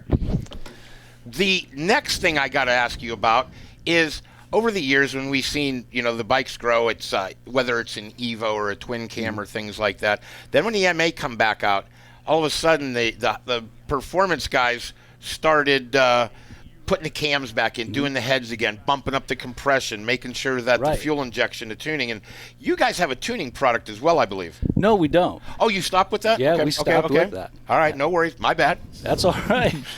What else is new? What's 2022 look like for the Cobra USA crew? Where do you guys? What events are you going to see at? You're going to see us at all three of these events for sure. And what our goal is now is to begin to create products for this market, because we've always done, stuff for the 80% guy, the guy who wanted slip-on mufflers, a head pipe, air intake, and maybe mild cams. But now the demand for the performance is so much greater, so that allows us to kind of explore some new areas for us, because we were never the real hardcore performance company. But this opens the door for us to get involved in that arena. You talk about being involved in it and coming out to these events, and the fans are walking around and they're kind of checking things out. There's been less than 10 bagger races ever in the whole wide world. It's like we're in our 10th year or anything. It's so new. And these people are truly hungry to find out, well, what do I have to do to get my bike ready to go? Obviously, the brakes and suspension, but you could build all the motor you want, but if you don't get rid of the exhaust the right way, it's kind of for naught. It really is. And the great thing about an event like this is so many of the people who are here have Harleys that they ride on the street. So it's not just a race-oriented crowd. People want to know, what can I put on my bagger to get from here to there? So they're interested in all the other products that not just we make, but a lot of the other manufacturers. So it's not just a race-only sort of crowd out here. Yeah, we talked about that earlier, how these bikes out here we see at Bagger Racing League, they absolutely are some motorcycles people could truly relate to. This is something that they or their neighbors, somebody rides something exactly like that. It's not like MotoGP obviously is like Formula One in our racing, road racing, but these are kind of like the every person's bike that we can all relate to, and now they're racing them around the track. I tell you what, gentlemen, in the Cobra ATU class, there is literally something for everybody. Let's find out who these everybody's are that are piling these machines around. Let's go to our rider intros. I'm Benny Carlson, riding number 45 in the Unlimited class and the FS Cup, riding for Team Suburban Motors Harley Davidson, Sly Fox Custom Dynamics Racing. Hi, I'm Rusty Gerard, number 47. I'll be racing in Pro Stock and the Unlimited class for Team Gorilla Cables. Hi, my name is Robert Parker, number 81, and I'm racing with Motorcycle Supply in the Big Twin and ATU class. Hi, I'm Cody Melton. I'm number 11. I'm racing in the lightweight twins, and I'm racing for my team Moosecraft, Jiffy Tune, and Lindahl Brakes. Woo-wee! This is Jimmy Bobby running the number 3 deal for My Garage Racing. You better check us out, because I guarantee you one thing, my fat ass is going to be last. Hi, my name is Gregory Stinnett. I'm riding lightweight twins and Unlimited class on the number 816 for Lindahl Brakes, Law Tigers, Lorette Lip Performance Machine, and Notorious Speed Shop. My name is Doug Loud. I'm number 993. I'll be riding in the Big Twins and ATU Unlimited. Sponsors are Notorious Speed Shop, Law Tigers, and Lindahl Brakes. Dylan Wall, number 519. I'm racing ATU, and I'll be riding the Ride Smart Harley Davidson Livewire. I'm Brendan Murphy. I'm from San Francisco, California, Burlingame. Today I'm racing Big Twin Heavyweight. I'm here with Notorious Speed Shop, representing them, Lindahl Brakes, and West Coast T-Bars. Let's roll. Well, we're back live in the Shineworks studio. Lucky down there on the line, getting everybody gridded up. We mentioned before, 3 across here. They'll get them lined up. Now, the ATU, we came about this. So many of the riders said, I want that second class. I'm hungering to get back out there. So we said, hey, the guys at Cobra, what do you want? He goes, open the floodgates. American Twins. Somebody shows up with an Excelsior Henderson. We got class for you. So if it's AT, it stands for American Twin, and U is obviously unlimited, so ATU class. There you go. Yeah, when you see this collection of bikes, it is everything. Big Twins, we have Road Glides, we have Pan Americans, we have Sportsters. This is just something, they want that extra time, but I think it's really going to set the tone moving forward for, hey, that second, and I think we're going to see pretty soon everyone's going to we'll have a 65 rider start here pretty soon. That'll be awesome because guys really want track time. Yeah. They haven't had an opportunity to get these bikes anywhere and have an opportunity to spend a day on a track like this. You know, we talk about the, the motocross world. They could practice. You have a couple acres, you could have a track. Flat tracks, that's a little tougher, but not impossible. Road race tracks, that is a whole nother animal. Somebody here missed their grid spots, so we'll give them a second to check around and get dialed in. Race director Alex Mox checking in, making sure that the grid is set up. These riders are finding their grid spot. I think he missed his sighting lap, so I'm going to guess he's going to have to go to the back of the row. Lucky they're keeping everybody on point. They talked about that. If you show up after the 5 card goes up, you show up, but when that 3 car is up, you cannot take your sighting lap. So Benny Carlson's on a Dyna. Now this bike is not stuck in rain mode. No. And there's a wheelie. And like I said, the big baggers, everything heading into turn 1, and it is the number 45 of Benny Carlson. Now, these are Big Twins and Sportsters and baggers and just about everything all rolled into one package. But Benny right now on a bike he's familiar with. He's won on this, so I think we're going to see him put in some hot laps right now. Yeah, I'm not sure who that rider came from about 3rd to 2nd there. He's going to go try to chase down Benny, but I can tell you one thing. Benny has had one of these racers' nightmare weekends, and I think this is his redemption. If he can just have a nice race here and get it on home, he'll be happy because he's had some issues. Obviously, we talked about that earlier in the FS Cup, where his bike was stuck in the economy mode or the commuter mode to go down and pick up a gallon of milk. That's not what the racer wants. And then he's had some issues with his Beggar GP bike too. So I think this is his redemption race. Bunch of Big Twins out front. Looks like we have one of the live wires in there too. Like I said, if it's a Harley Davidson or an Indian, we're going to find a class for you. Nope, that is an FTR. So now we have the FTRs against some of the Big Twins. And again, we look out front, and Benny's starting to break away from this pack right now. He has somebody hot pursuit on behind him, and that's the riders that are up front. This is 3rd, 4th, and 5th. So 2 Big Twins and one of the FS Cup bikes. Here they come trying to work up the inside. It looks like we've got a pass taking place. Get to the riders lineup as they come through and circulate on lap number 1. They'll trip all the transponders and get everybody logged into their position. So a few of these riders, they get to do back-to-back races. A couple of them have. Now, I believe that a couple of them are going to have to jump right back off and get right back on different baggers. The most I've seen done in a row is 4 races in a row. That was Carlson last year at Sonoma.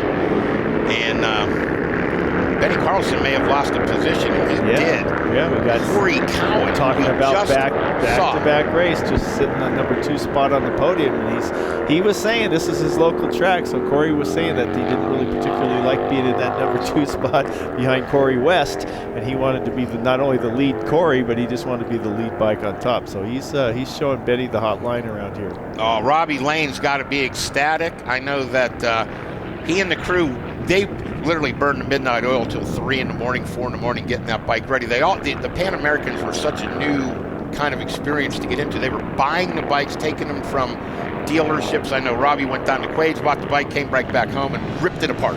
So you wonder where all the Pan Americans are. I think they're showing up at racetracks. Yeah, Benny's on a little different pace this time. Now his bike is not liquid cooled. Benny's on an air cooled Dyna, and the liquid cooled Harley Davidson out front.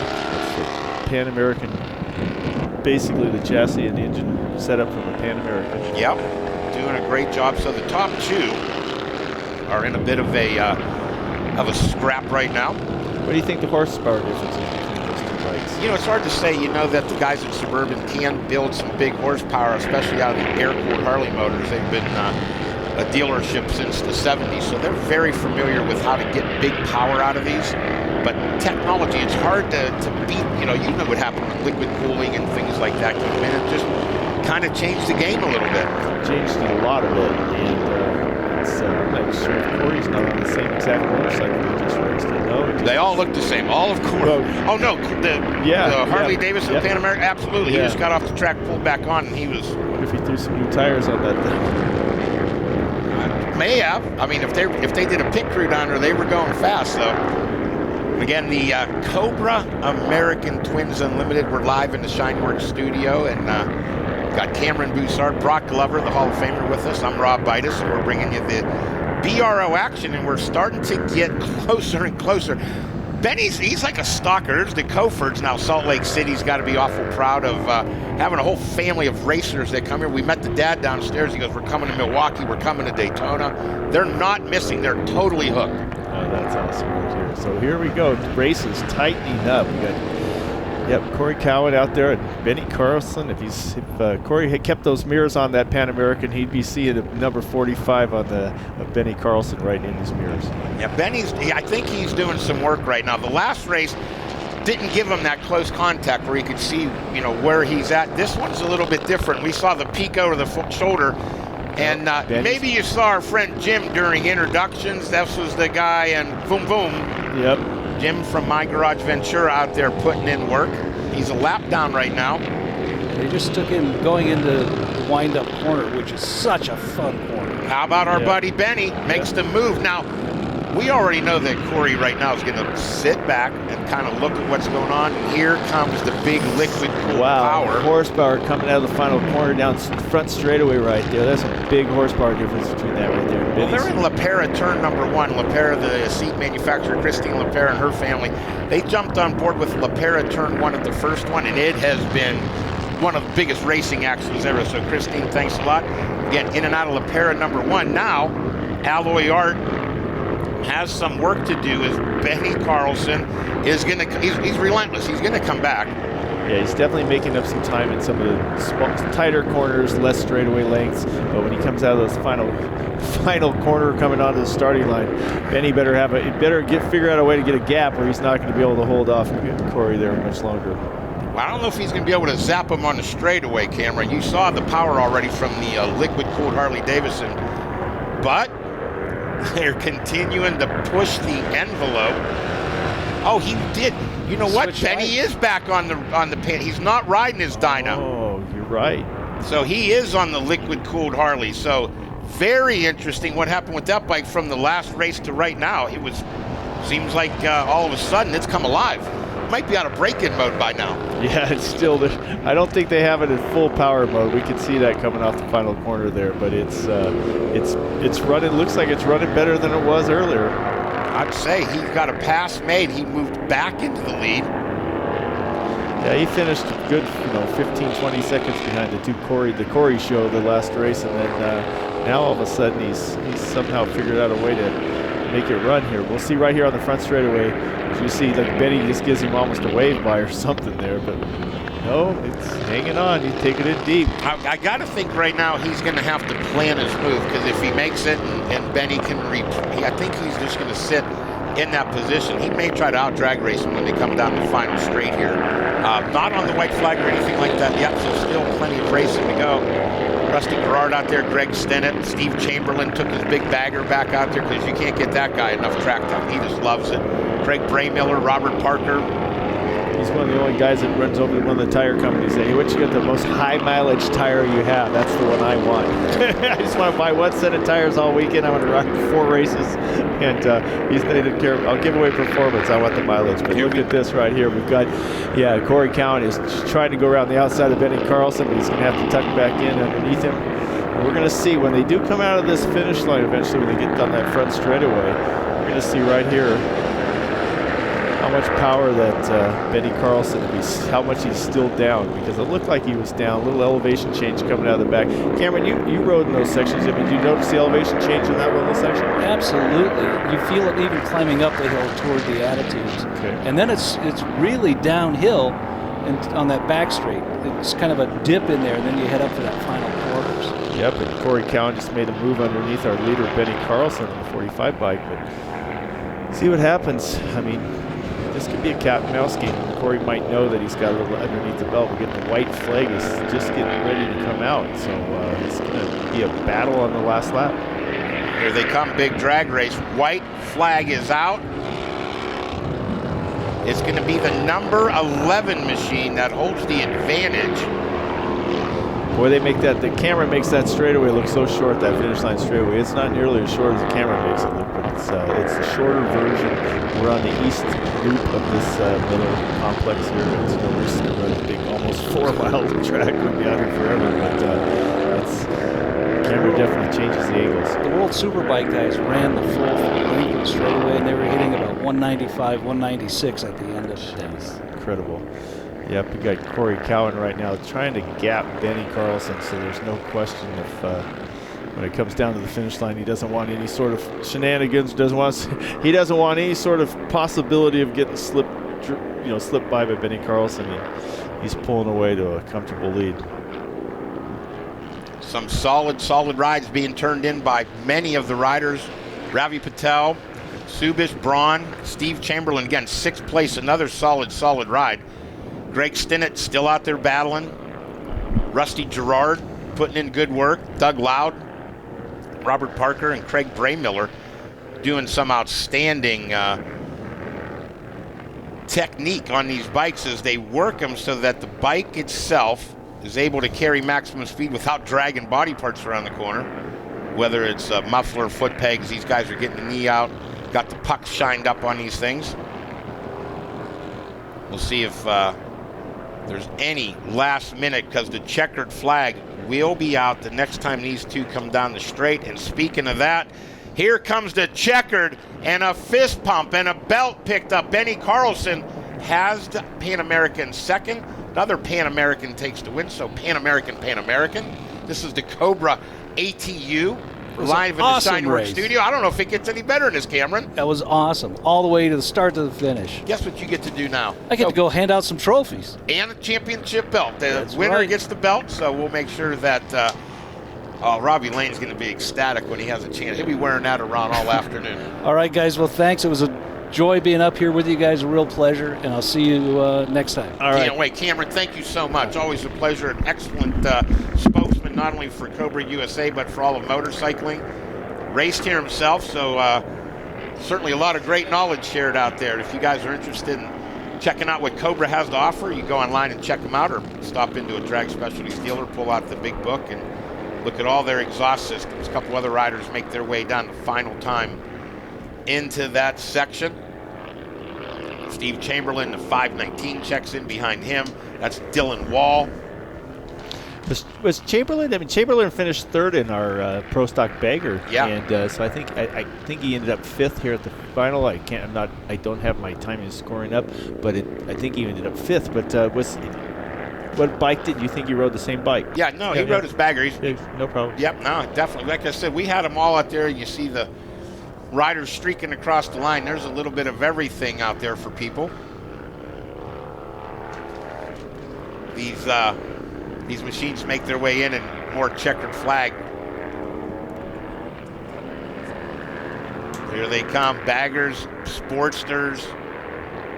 We've got them all mixed in out here in the Cobra USA ATU Cup. We're live in the Shineworks studio bringing you the action, and went like this. It was like Benny.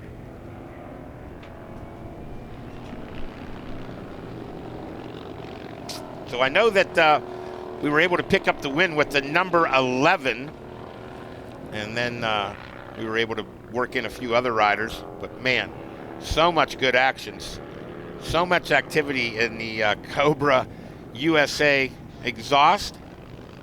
Tell you what, we're going to have the riders finish up this sighting lap. They'll head down to the podium when we come back. We'll have the podium presentation, and Cameron Broussard will be handing out the hardware. We'll be back with more BRL from the Utah Motorsports Campus, stop number 1 of the 2022 series, after this break. We're back live here in the Shineworks studio. Now we're going to go down to the podium and Kristen Banks. Thanks, Rob. I'm down here with Cameron Broussard from Cobra, who is going to present the first ever Podium Awards for the Cobra ATU class here today. Thank you so much, Cameron. We're super excited to have you. And he's going to start out with third place, Ravi Patel. Now, Ravi, you told me earlier you felt super comfortable on your bike. You came in here with these new leathers. How could we miss them? Right. What does it mean to you to be on this podium, and what does it mean to the Quaid Harley racing team? It means so much to me. There's so many people involved with all this. It's really a team effort, and to come out here and get a podium after a couple accidents I've had in the past couple months, it's a real blessing. Well, are there any sponsors that you want to thank before we let you go? Oh, there's so many. There's Gorilla Cables, there's Quaid Harley Davidson, Builtwell, Cortec Racing, Motul, Continental, and Saddleman. And there's, like I said, there's so many more people involved. It's we can go forever. Well, congratulations, Ravi, on your third place finish.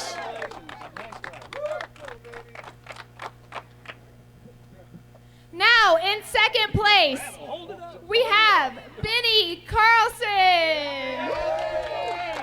All right, Benny, if we're being completely honest, I think I, along with everyone here, has lost count of how many BRL podiums you've been on. We might need to talk to Joe about building some kind of display in Suburban Motors HD. But can you just tell everyone, how did you make it a back-to-back podium? What does it take for someone like you to be on the podium back-to-back? It's not really me. I think it's just the bikes are easy to ride. Joe puts me on always good equipment year after year, and you're talking about the podium deal at the store. But believe me, we already got one. We got the race bikes. They're always on display. So I'm so fortunate. We got a great bunch of sponsors on board: Bridgestone Tires, Suburban Motors, Harley Davidson, Drag Specialties, Sly Fox, Custom Dynamics. That's just to name a few. We're excited. We're out here in Utah, and hopefully we're putting on a good show for everybody. Well, congratulations on a second place finish.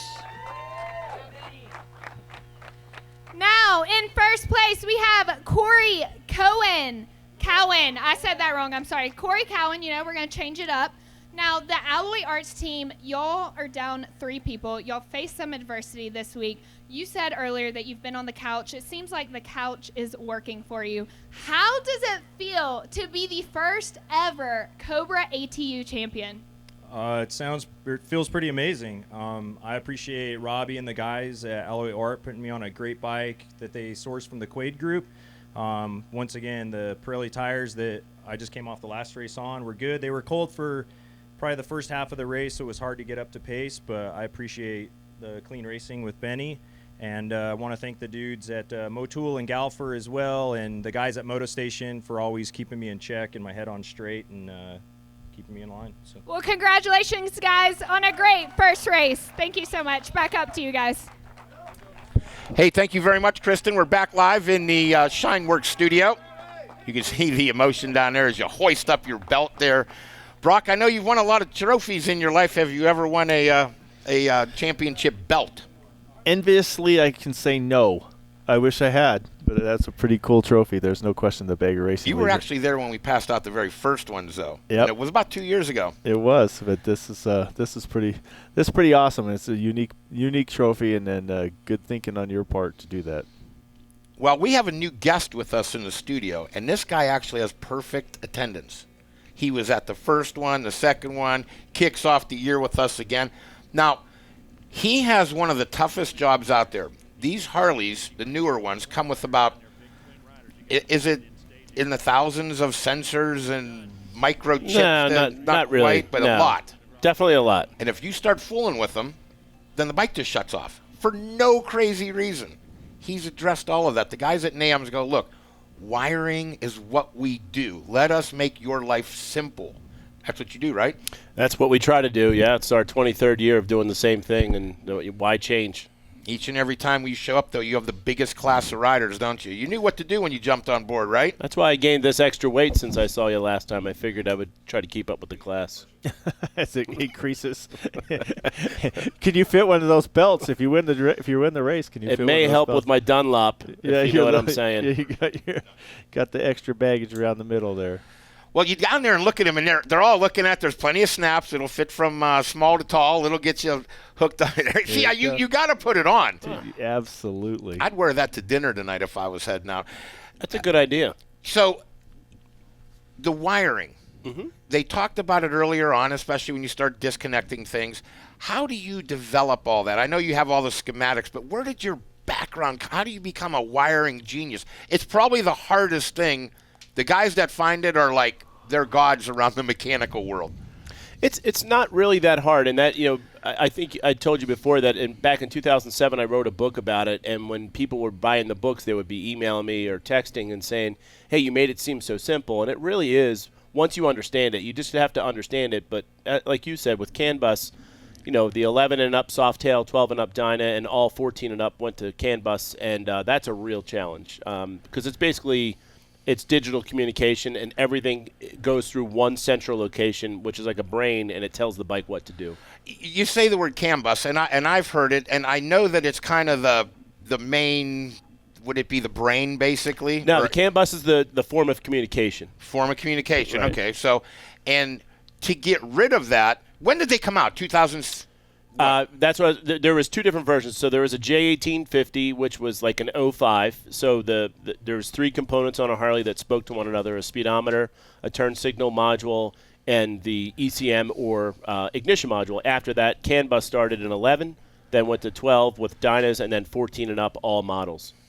And so is that what the situation is with the Pan American? Have you had any time to kind of tackle the Pan American? Pan America, I haven't. I've actually was invited to ride one, and I wasn't able to make it. Mike Merritt, who works with Drag Specialties, he has one, and I was going to ride it at the ride we did back in the fall, or actually it was spring, and I haven't had the opportunity to do so. But I hear they're amazing motorcycles. So well, I can tell you right now that Joe at the Suburban Harley Davidson, they would have liked to pick your brain earlier because with Benny Carlson, they were struggling with that bike. So I think that's something that that's right up my alley.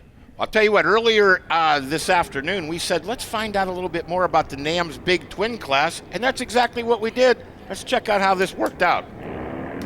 Hey guys, I'm here with Benny Carlson, who won the Big Twins class on this bike last year in Sonoma. He won't be racing it this year, but he's going to walk us through this bike and what makes it a Big Twin. Benny, will you just tell us a little bit, starting out with the wheels, about the Big Twin bike? Yeah, so we put a 6.5-inch rear wheel on this, and we naturally coat these with $100 bills to make them look cool. But a Big Twin, you're going to throw as many cc's as you can in it. So this is a 1340 or 117-inch motor, probably putting about 130 horsepower. It's got triple clamps. It's got longer shocks to give us a little bit more ride height. And then we just kind of cater it for my riding style as far as like the seat that I'm going to have and the tank and things like that. Put a straight bar on it to make it a little bit more road racer, and that's it. As much power as you can throw at them, get them as high as off the ground, and put some tires on them, and that's really what a Big Twin is. Now, you're racing in the Bagger GP. That's a big old heavy bike. This is a little wider. Where would you say that this starts out before you start putting aftermarket parts on it as far as weight goes? Yeah, this is going to be lighter than a Bagger. I don't know exactly the weight, but there's just, there's not a fairing and different things like that. So I would assume it's still probably going to be in that like 500-pound range, but we try and lighten them up as much as we can. We cut the wiring harnesses and kind of turn that historical street bike that everyone has out there and make it into a race bike. Well, thank you so much, and we can't wait to see you out there tomorrow. Wish you were on this one too. I know, it's going to be great. Well, speaking of great, we're back in the Shineworks studio. Biggest class of the day as always. Let's find out who's in the NAM's Big Twin class. Hey, I'm Anthony Salima. My race number is number 1. I'm racing in the Big Twin class, and I race on the Shred Moto racing team. I'm Brendan Murphy. I'm from San Francisco, California, Burlingame. Today I'm racing Big Twin Heavyweight. I'm here with Motoria Speed Shop, representing them, Lindell Brakes, and West Coast T-Bars. Let's roll. Carl Polini, number 398, riding for Runlet Racing Team, and the Big Twins class. Carter Crafton, 970, Big Twin, the Speed Merchant. I'm Charles Condit, number 104, riding in the Big Twins, representing for Lindell Brakes. What's up, guys? This is Clay Braun, representing the number 951 out of Riverside, California, riding for a Quaid Racing Team. Going to be running the Big Twins class this time. Devin McLaughlin, 969, NAM's Big Twin. My name's Doug Loud. I'm number 993. I'll be riding in the Big Twins and ATU Unlimited. Sponsors are Motorious Speed Shop, Law Tigers, and Lindell Brakes. Ian Bannon, 760, riding the Big Twin class, riding with Runlet Performance. Josh Nichols, number 189 in the Big Twins class, here with the Quaid Racing Team. Lenny Howard, my number is 551, and I'm in the Big Twin class. Lucas Jabu, number 407, racing the Big Twins class, racing with the Warrior Built and Quaid Racing Team out of Southern California. Michael Smith, 918, Big Twins, SMT Performance Wheels. Ravi Patel here, racer 413 in the Big Twin class, riding for Quaid Harley-Davidson. Hi, my name's Robert Parker, number 81, and I'm racing with Motorcycle Supply in the Big Twin and ATU class. Zach Reniger, 666, Big Twin class, Team Quaid Racing. Well, there they are. All the riders are down there on the line. So these riders have had an opportunity, Brock, to ride the track. We know the tire warmers are off and the grid has been cleared. Here comes the last few bikes in. Jeff, this is the, the butterflies are going. Some of these guys have been out there a couple times. Other ones, this is their first look at what's going on. So it's going to be very interesting. Great lineup of riders. Everything's going good. We are getting ready to go green, and this is going to be, to me, I think this is about as much fun as it gets. The adrenaline's going. The more the better. The more the better. Softails, Dynas, FXRs, they're all down there on the line. Oh, a big wheelie off the line. Yep. That's going to move you from a great gate or a grid pick back a couple spots, and it is the 407 that grabs the whole shot, and that is my friend Lucas Gibo. Oh, now he's on an FXR, a 91 FXR frame twin cam. That's kind of right up your alley, isn't it? Sure is. You've built a couple of those, haven't you, twin cam FXRs? Just built one for the FXR Friends Throwdown, fuel injected twin cam in an 87 FXRT. I can only imagine what Lucas is doing inside his helmet right now. He's probably screaming wide open out his whole shot at these guys. I'm going to check out. If he gets a belt, he may run all the way back to San Bernardino with that thing. That would be a fun ride.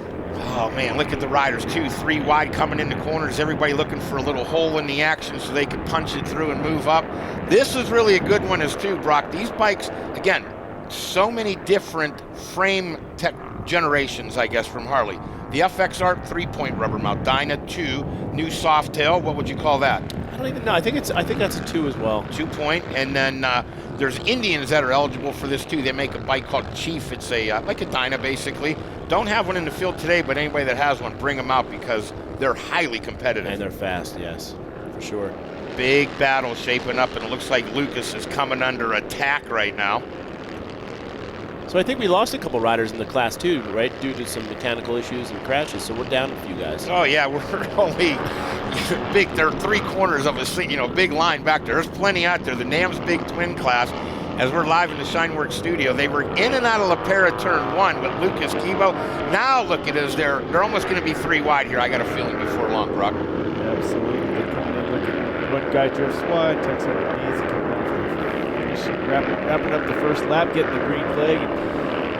Got Lucas Jabu leading the field in there, and he's got that red, white, blue number plate, and the numbers on the front fairing there. Pretty easy to spot him. Tony Salima picked up the number 1 plate in the NAM's Big Twin last year, and he's rocking the number 1. That's an important factor because when you let everybody know that you are the champ, either people rise up or they get out of your way. It's a gray area. Yeah, I got a chance to talk to Tony just, I don't know, 20, 30 minutes before the first race took off today, and he's definitely telling me he's running the number 1 plate. You can see right there he's working on that second position right now, and he wants to get up to Lucas Jabu and figure out a way to get a battle, and he's on his way right there. He's in the second place. These two both ride for the Quaid program, so they're very familiar with each other. I have a feeling that they've been on the track literally hundreds of times together. But how about Ravi Patel, 413? He's not done yet. I think he just might have found a little bit of extra motivation right there as these guys kind of put a move on him, and he was just on the podium. He doesn't want to not be up there. Lucas, don't look, because here comes, and there he goes, Tony Salima, the 1 to the front of the class. Yeah, maybe you'd never see if Lucas can figure out a way to tuck in behind Tony and see where he's got some speed on him, where he's picking up time. This could be a fun thing to see who's going to be the kingpin at the Quaid Harley program back there. Well, that's a 2018, so that's an M8 motor, so he's got some horsepower. Oh yeah, he's definitely. Hey, they both have one cam. Well, actually, the twin cam in the FXR is a 2 cam, right? So. Right. Quite a bit different lines too, much tighter apex and holding it much longer coming out of the final corner there. Tucked underneath, look at side by side. They're really, these guys are getting after it. And you've got Robbie Patel keeping him honest too. He's like, yeah, I didn't mind that 3rd place in that ATU class, but I just want to get up and see if I can get up a step or 2. These guys really have found some interesting battles. You've been being on the same team. It's you go back to the garage, you're almost pit next to the guy. These guys have a good time though. They've been in this type of battle for many years. So this is nothing new to them. I think they all know each other's tricks, all 3 of these guys. Jeff, does the new M8 Softails have the same challenges, I should say, that the baggers have, or are they a little bit less finicky, I should say? They're pretty much the same thing. The only thing you obviously don't have is the audio and things of that nature, but they're all CAN bus. They all have a BCM. But one of the things that we didn't talk about, Rob, that I got to remind you about is the new harness for the M8 race bikes is almost done. So I would say within a week we're going to have a non-BCM CAN bus model. So wow. It's going to be pretty big. That's going to solve so many problems for these guys. And you're saying it's going to be available in about a month? I would say within a couple of weeks, yeah. Wow. What do you got there, Golden? What are you seeing as this thing shapes up, tightens up, and gets to be... Oh, we got a rider down. Yeah, that's right. It's going to let you know the little tumble on the track. The 969 machine. And as we go through the lineups of who that is, don't have a rider number on that right now. Here's the best thing, though. He's fine. He's up. He's walking off. He looks to be okay. The bike doesn't look that banged up. It's a twin cam Dyna. Got one of the, looks like he lost a seat off that. Here we go. Let's get back to the action up front and look at this right now. This whole battle up front. Working. It's one of those things just as you drop, he finds a little line that gets out of the corner and he squirts out, gets the torque to the back wheel. This is twin cam versus M8 at its best right now. Absolutely. And then, number 1 and 2 have been neck and neck the whole race, and it seems like there's a pretty good sized gap on between 3 and 4. But at one point they come close together, and then it breaks open again. Lucas looks like he may have got a little something. So Tony Salima, rider number 1. Again, we've talked about him from the very first time. One of the pioneers of taking Harleys to the track. He used to go out there and race just about every sport bike in the world, and he said finally there's a whole bunch of Harleys starting to show up, so he's having a good time. Lucas is strong. We just know that these machines right now need so much, what do you say, a little bit of cool air around them, and today's almost perfect for it. It's a perfect day, absolutely. Mid-70s, these things are running at top performance right now. When you have an air-cooled bike and you can ride in the weather like this, they run so nice. Yeah, there's times that this time of the year up here we can hit 100-degree weather. We were having unseasonably cool weather, and I'm sure the air-cooled guys were really liking that, but it's been fantastic. It's not too warm, not too cold. Track surface is warm enough to get heat in the tires, but we're seeing a really good run right here by Salima. Tony, yeah, come around and get the I think it's 2 laps to board. I think that's what he's saying, 2 laps to go. 2 to go here, and they have not given each other a quarter. It looks like it's very clean racing, but it's very aggressive, and Lucas says, hey, maybe it's go time right now. Chabu pulls right up alongside of Tony Salima. Shoulder to shoulder, bar to bar. Can we run down the podium first? I want to run down in the pits afterwards and listen to these guys, because their bikes were almost side by side. I was down in the garage with those guys. And that number 1 bike too, that's like that crazy FXB crazy looking thing, Oh yeah, if Tony's going to have some, it's going to be very unique, and it's very unique. So he's got a pretty wild bike, and then that FXR, it looks like a little bobtail. He's got a totally different style bike. Back up to the drone gives you an idea of where the hot race lines are here from the outside to the inside. Yeah, you gotta love our drone footage. It's just been fantastic. Yeah, I'll tell you, the Bagger Racing League does it right. That's for sure. Well, we're working real hard. We know we've got some challenges out there. We're brand new and we're working on it. But I feel that moving forward, we have a great lineup of sponsors. We have some great events that we'll be attending. We hope you can come when we get to Milwaukee. It's during Harley's big 119th birthday, and we get to Daytona during Biketoberfest. So. Yeah, these next two Bagger Racing Loud are going to be amazing right here. But look at this right here. Boy, oh boy, it looked like for a second there that Tony Salima pulled out a little bit of a comfortable lead, but that's not, Lucas Chabu is not, he's not putting up for that for 1 second. That FXR is getting it. Gotta love those. Warrior Project, I know. Here it is. Oh my Lord, look at the side-by-side. White lap, white flag lap. There's the white flag. Look at this.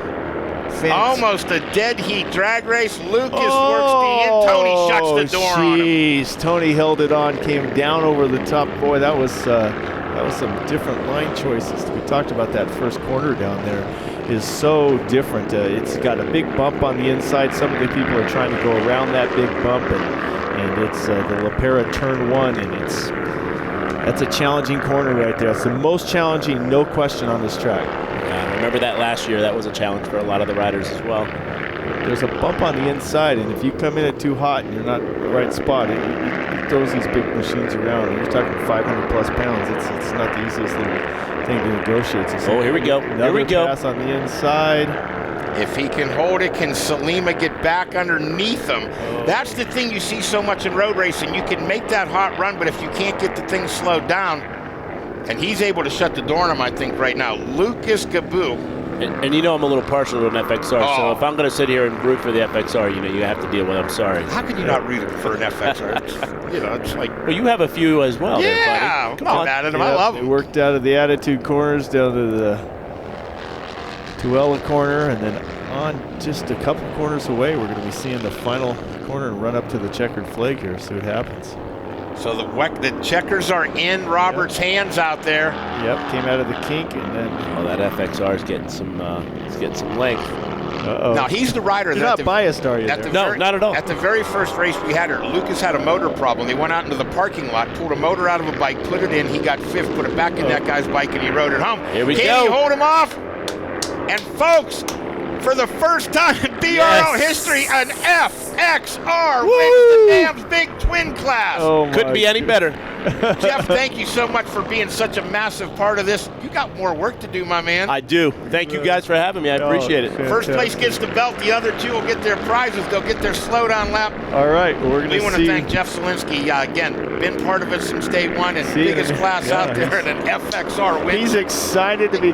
He gets to run down and be the presenter of the belt, and he's so excited because it's the FXR one. He gets to hand out the belt. That couldn't have been any better there. That was some great racing on the last lap. Tony's a battler. The Boyer-built FXR of Lucas. Ravi Patel doing a great job waving to the flaggers. I mean, this is, as we start to build towards the crescendo of the end of the day, this is basically what it's really led us up to. It's fantastic how these guys are best of friends off the bike, but on the track, clean as could be. It was. But it was competitive. They went after it there, It's no question about it that Tony Salima, he was kind of a little bit of a last-ditch effort there in the next to last corner, and he ended up drifting a little bit wide, got off the fast line there, and that was all she wrote. So. Fantastic ride by these gang out here.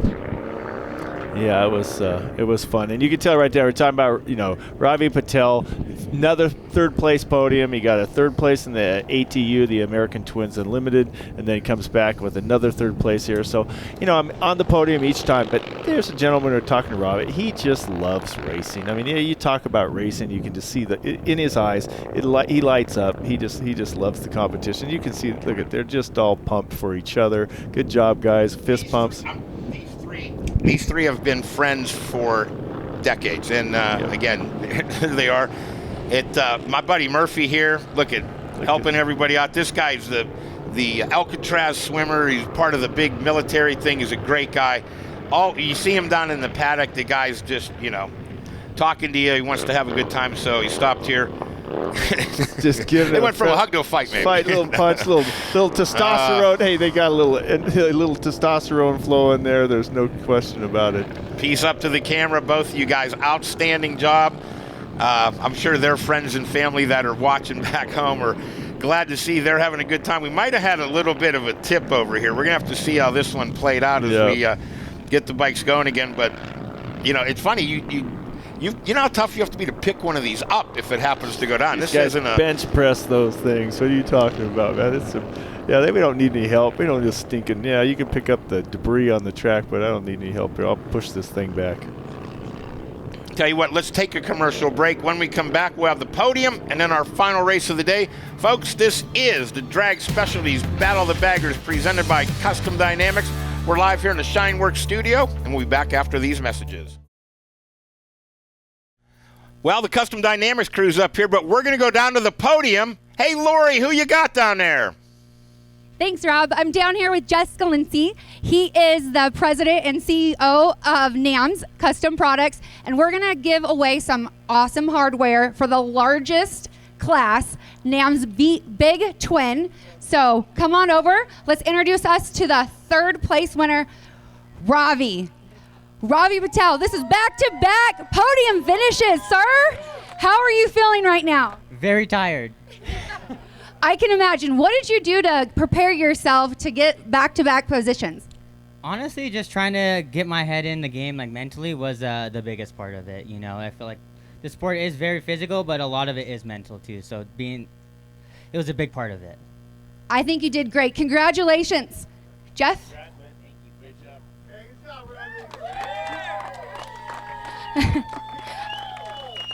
And now we're here with the Godfather, Mr. Tony Salima. Congratulations, sir. I mean, you are considered the godfather of this sport. How does it feel to be back? How does it feel to race for the first class? Oh, it's so awesome. Thank you, everybody, for putting it on. Stoked on this race, and congratulations to Lucas. And wow, what a good time. Great time out here. Is there anybody you'd like to thank? Absolutely. I'd like to thank Shred Moto Co., Quaid Harley Davidson, Motorcycle Mortgage Lender, a whole bunch more, especially my wife and my kids for putting up with all this stuff. So appreciate everybody. Let's give it up for the Godfather. And with our first place winner, you're also a veteran, and you had to deal with a lot of adversities to get up here today. What did you have to face, and how do you feel, Mr. Lucas Yabo? Just a lot of bike problems. Trying to keep that 91 FXR together, it's a full-time job by itself. So she stuck together for that 6 laps we needed, and she pulled through for me. She stuck together, and you got that first place finish. And we have an amazing belt for you. Let's give it up to Lucas. Back to you, Rob. Thank you very much. And the excitement down there on the podium is contagious. Kyle, you're up here in the premier class we have, the Custom Dynamics Bagger GP. Again, pioneers in this. You guys jumped on board. Megan and Dave said, hold on, what's the best? I said this. They said, that's us. We want to be in that class. You've been with that company for many, many years, right? Quite some time now, yeah. I just hit 7 years with them, and it's been great. It's a great company. They really have a strong business motto, and they've been great to work for. But like I said earlier, Rob, once you sat down with Dave and Megan and you kind of explained what you wanted to do, it was a no-brainer for us to be there with you. You know, let's talk about your product line for instance. It's actually one of the safest things you could do to your motorcycle. They're in the light game. You guys turn darkness into sunshine, basically. Yeah, absolutely. And 2 things that we really want to focus on with our lighting is safety and simplicity both, right? So we want to make sure that you have safety going down the road. You can be seen, but we also want to make sure it's simplistic, too, for your installation. So it's something you can do at home. It's not going to take you much time. Now, you guys travel, whether it's Sturgis, Daytona, Biketoberfest, any of the big things. I'm sure we'll see you guys up in Milwaukee. Your product is such a plug-and-play. You pull up. Usually you tell them what you want. You turn around, get your payment method out. Next thing you know, your bike's ready to go. It looks different. It comes down the road with a whole different presence about it. And then what you guys do with light is remarkable. So I think it's a great product, and obviously the folks at Drag Specialties have been big supporters of it because they see how people are so excited and drawn to it. Yeah, absolutely. And like you said, it's a great product. It's usually a simple plug-and-play product 9 times out of 10. Great to work with at rallies. So like you said, we're out at the Sturgises, the Daytonas, all those big rallies, always offering free installation. Well, speaking of what's going on, we want to know a little bit more about Bagger GP, especially the Custom Dynamics Bagger GP. So from up here in the Shineworks studio, let's find out a little bit more about these amazing bikes. Hi, Brock Glover down in the pits here with Corey West. And Corey West, this is a Bagger GP bike also. We spoke to Ben Bostrom, and he rides the Harley brand for fueling. A little bit different configuration. But tell us a little bit about your Indian. So the Indian is quite a bit different than the Harleys. First thing is this thing's water cooled. It's a 108 cubic inch. We're allowed to take them to 112 cubic inch, but we really haven't had the need to do that yet. The chassis is quite a bit different. It's a single shock in the rear, so as opposed to the twin shockers on the Harleys. But I'm really enjoying this bike. I rode the Harley last year, and we're already a bit quicker on this Indian, and I'm really finding my groove on this thing.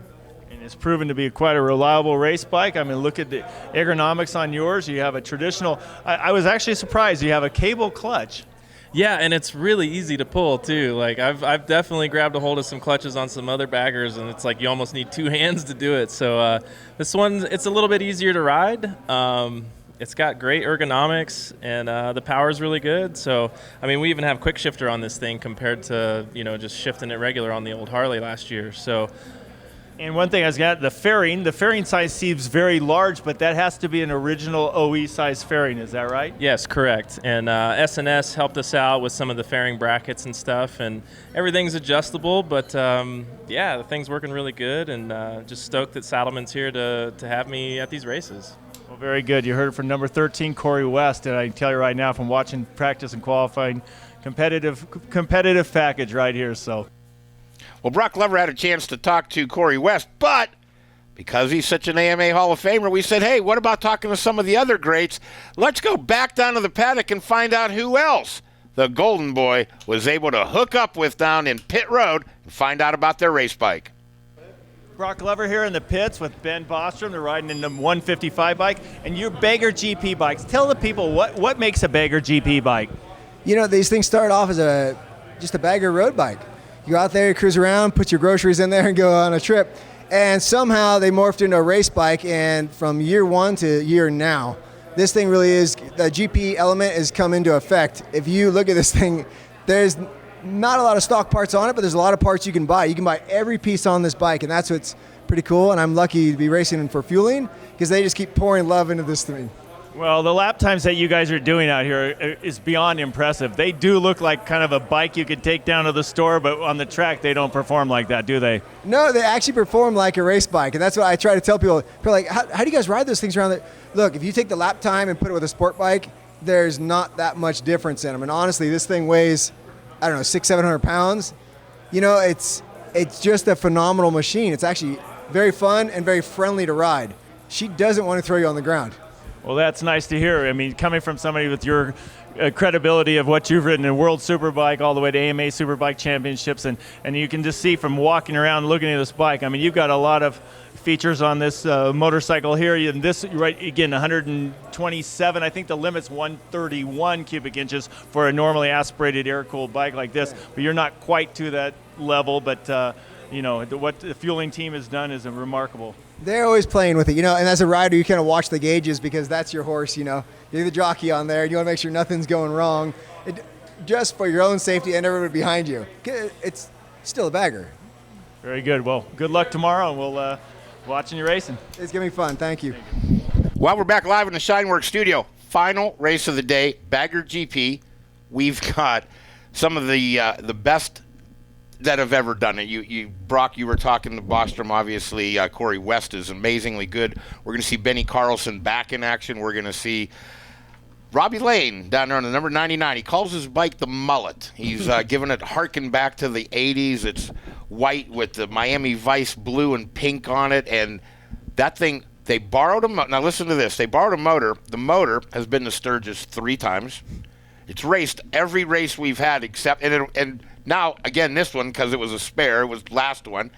They're put it back in the bike, and he almost set fastest lap time. He goes, this thing is like just the most crazy. They don't even rebuild it. They just plug it in, and it goes out and starts shredding around. So there are some unique parts to these bikes, but there's a couple stalwarts, if you will, that have really become fabled in the BRL, and the motor that's in the number 99 mullet is just one of those fables. It's that Alex Fox's backup motor or something. Yeah, their race motor, they had a lot of problems with the race motor. It didn't work out nearly what they wanted to.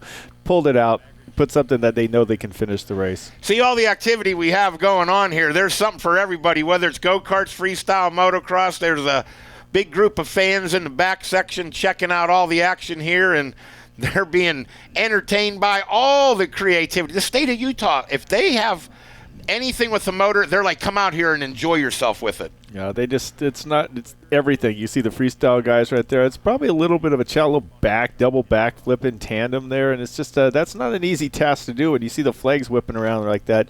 That's not always the easiest thing to do. So great job for the freestyle show here, and just fantastic fun to watch. Backside over there, they got a real bird's eye view. It doesn't matter. We have action trying to go on all over here. We had the Bassani Stunt Show, which I think you guys all had a chance to go down and check it out. When you're a couple deep on that machine and it's just going that well, that's kind of testament to what the talent level of Jason Pullum and his entire family are. Yeah, I mean, the amount of talent that Jason Pullum has and what he can do with that machine is just absolutely incredible. The other thing that's kind of unique to us, we have the BRL Speed Shop here, and we brought it out, the merchandise, I can't believe how many levers and pedals and foot pegs and on and on and on they've sold, because these guys, when they go down, boom, snap off apart. Now we have almost like a rolling dealership that pulls right in, and Frank was down there taking all kind of notes. You want this and this. Believe me, by the time we get to Milwaukee, that thing will be stocked and loaded to full capacity. Yeah, definitely. Frank has been busy down there. Now, I think we were talking earlier, and I don't know if we got it in or not, but where would be the next place that we'll see the Custom Dynamics show truck? When you guys show up, it's all hands on deck, and where are you guys going next? Yeah, absolutely. So our next big rally that we'll be at, all hands on deck, is going to be the Sturgis Rally, or the Black Hills Harley-Davidson, so the rally at exit 55. Oh, the exit at Rally 55. Yes, it is. Yep. So we'll be set up there in the parking lot of Black Hills Harley-Davidson. We'll have the whole crew out there. We'll have everything for product, and we'll also have a full bay set up with techs for installations or just about anything you need. Well, when you have the things that you need for the riders, that means that the dealerships are able to have the things they need too, and you guys are shipping parts daily out of the... Now, you're based on the East Coast, basically, right? Yep. So we're out of just north of Raleigh, North Carolina, so a smaller town called Youngsville. But yeah, our warehouse crew is nonstop back there. I mean, they're continuously boxing it up, shipping it out, getting it going. What do you see coming next from the guys at Custom Dynamics? Because I know and we've already been told, we had Mott's go up here early, so we have the greatest secret keeper in the world, a guy that can keep the secret about the coolest parts for a year. Is there anything you could kind of tip your cap to so that the fans that are watching and listening know about it? I mean, we're always looking for new parts to add to our lineup. With a lot of the new Softails and a lot of the new bikes, the Pan America, all those kind of bikes, a lot of things are changing with the lighting and the electrical on those. So there's definitely some bikes that we're looking at to see what we can do with them. I'm just curious from my side. I mean, give me some examples, like some specs. I'm one of these guys, detail guy. Give me some examples of what you guys do and improve the lighting on a standard motorcycle. Yeah, absolutely. So one of the biggest, one of our bread and butter products, I guess you could say, is our turn signal inserts, right? So on almost all Harley Davidsons you get now, it comes with those incandescent bulbs, right? Those small incandescent bulbs that turn signals. And you really can't see them very well. So you're going down the road, you don't see them. You hit your turn signal, you don't see them. So we make a simple LED insert that you can put in. So now you have a bright white driving light that you can use. So when you're going down the road, that person's going to see you. You hit your turn signal, that white shuts off. Now you have an amber turn signal as well. So it's really a big safety feature to add. That's fantastic. That's very innovative, and obviously saying you got to be seen and heard. I mean, the loud, people talk about the loud pipes save lives. you have to do both. You have to be able to be seen, and that's what all of us motorcyclists we want. So Absolutely. Good job. You know, also, as we had an opportunity, we said, let's find out some of the other Moto Bagger GP riders, and we kind of stumbled across another one. So let's go down and find out what our friend Hawk's up to. All right. Hey guys, I'm Kristen Banks here with Hawk Mazzata, racing in the Bagger GP class. Hawk, you raced professionally from 98 to 2010, took a little hiatus. Now you're back racing a Bagger. How in the world did we get you out here today? So I got a call from Corey West, and he said, hey Hawk, what would you think about racing a Bagger? And he'd stopped by my house, and I'm building homes, teaching kids how to ride. I have nothing to do with that stuff anymore. And so I called Pistol Pete from Nowaski Performance and tested for him, and now I'm racing. Now, how long have you been out on that bike testing and riding? How much time do you have on it? We've got a few sessions in. So we tested one time, and we raced Daytona, we raced Atlanta, and now we're here. So not a whole lot of seat time. Now, people watching the qualifying, you were up there with guys like Corey West, and they would look at you and say, no way that this guy's taking a hiatus. What have you been doing during this hiatus? Teaching kids how to ride motorcycles. You know, like it really, I think when you step away from stuff, it's not a job or career for me anymore. I've got a child, and risk versus gain, priorities change. So now it's like coming into it, I think I'm a little bit wiser as a rider, so I can dissect things more, and I ride differently. It's more relaxed. It's fun versus just I gotta do it. So I think I'm having more fun with it. It's a rad series. The guys, it's so cool to be out with these guys again. It's like Ben Bostrom, Corey. We're like the old. I'm 40. We're old dudes now, so it's just fun. Hey, age is just a number, but when you keep it fun, that's when you have fun, but also you're a competitive guy. So you're going to go out there, as much as you say it's just fun, you're going to go out there and race your butt off, and we can't wait to see you out there today. Right on. Thanks very much. Hawk Mazzata down there rides for Nowaski Performance, and we're starting to see the baggers come out. Tony Tucker's coming out. Here comes Mr. Chamberlain. He's already been on the podium today and put in something. So tell us what you said at the riders' meeting today for the bagger class. If you finished, Yeah, I mean, we wanted to make sure that the final race of the day had some stand-up groups. So we've got a nice group of bagger GPs. They're all coming off of the tire warmers right now, and that gives them the opportunity to have a sighting lap. We'll get them back here. We'll have the rider introductions. And this is going to be our final race of the day, the Custom Dynamics Bagger GP class. Now, one other thing. If these particular bikes continue to perform, we hear that Joe down at Suburban may be building a second bike. Is there any... You guys know some pretty fast people. You never know who can end up riding that thing as the year goes on. Never know, right? You really do never know. I mean, it's always exciting to see what comes of it. But, I mean, Joe and his team down at Suburban, they do an incredible job with the bikes that they build, and it's always fun watching what they put together. We're so happy to be kind of partnered up with them in this, and we're excited to see what comes. Well, speaking of excitement, the guys are heading out for their sighting lap. This is the final race of the day, and this is the final run of the 2022, the kickoff, if you will, the Bagger Racing League championship run. We'll be heading to Milwaukee a little bit later in the year, right around September. Then October, we're going to head to the Sunshine State and go down to Biketoberfest, mix it up at Daytona.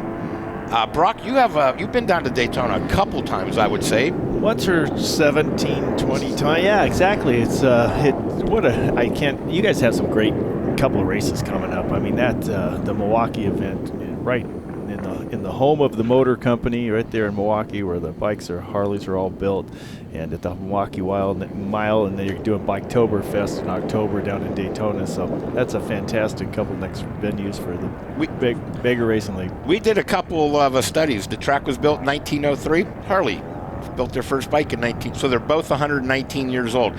Great group of riders. Let's meet the riders in the Custom Dynamics Bagger GP class. Hey, I'm Hawk Mazzata, number 121, riding in Bagger GP for Nowaski Extreme Performance. My name is Michael Gilbert, riding the number 99 Alloy Art Harley Davidson in the Bagger GP class. Corey West, number 13, riding in the Bagger GP and FS Cup for Team Saddlemen Lloyd's Garage.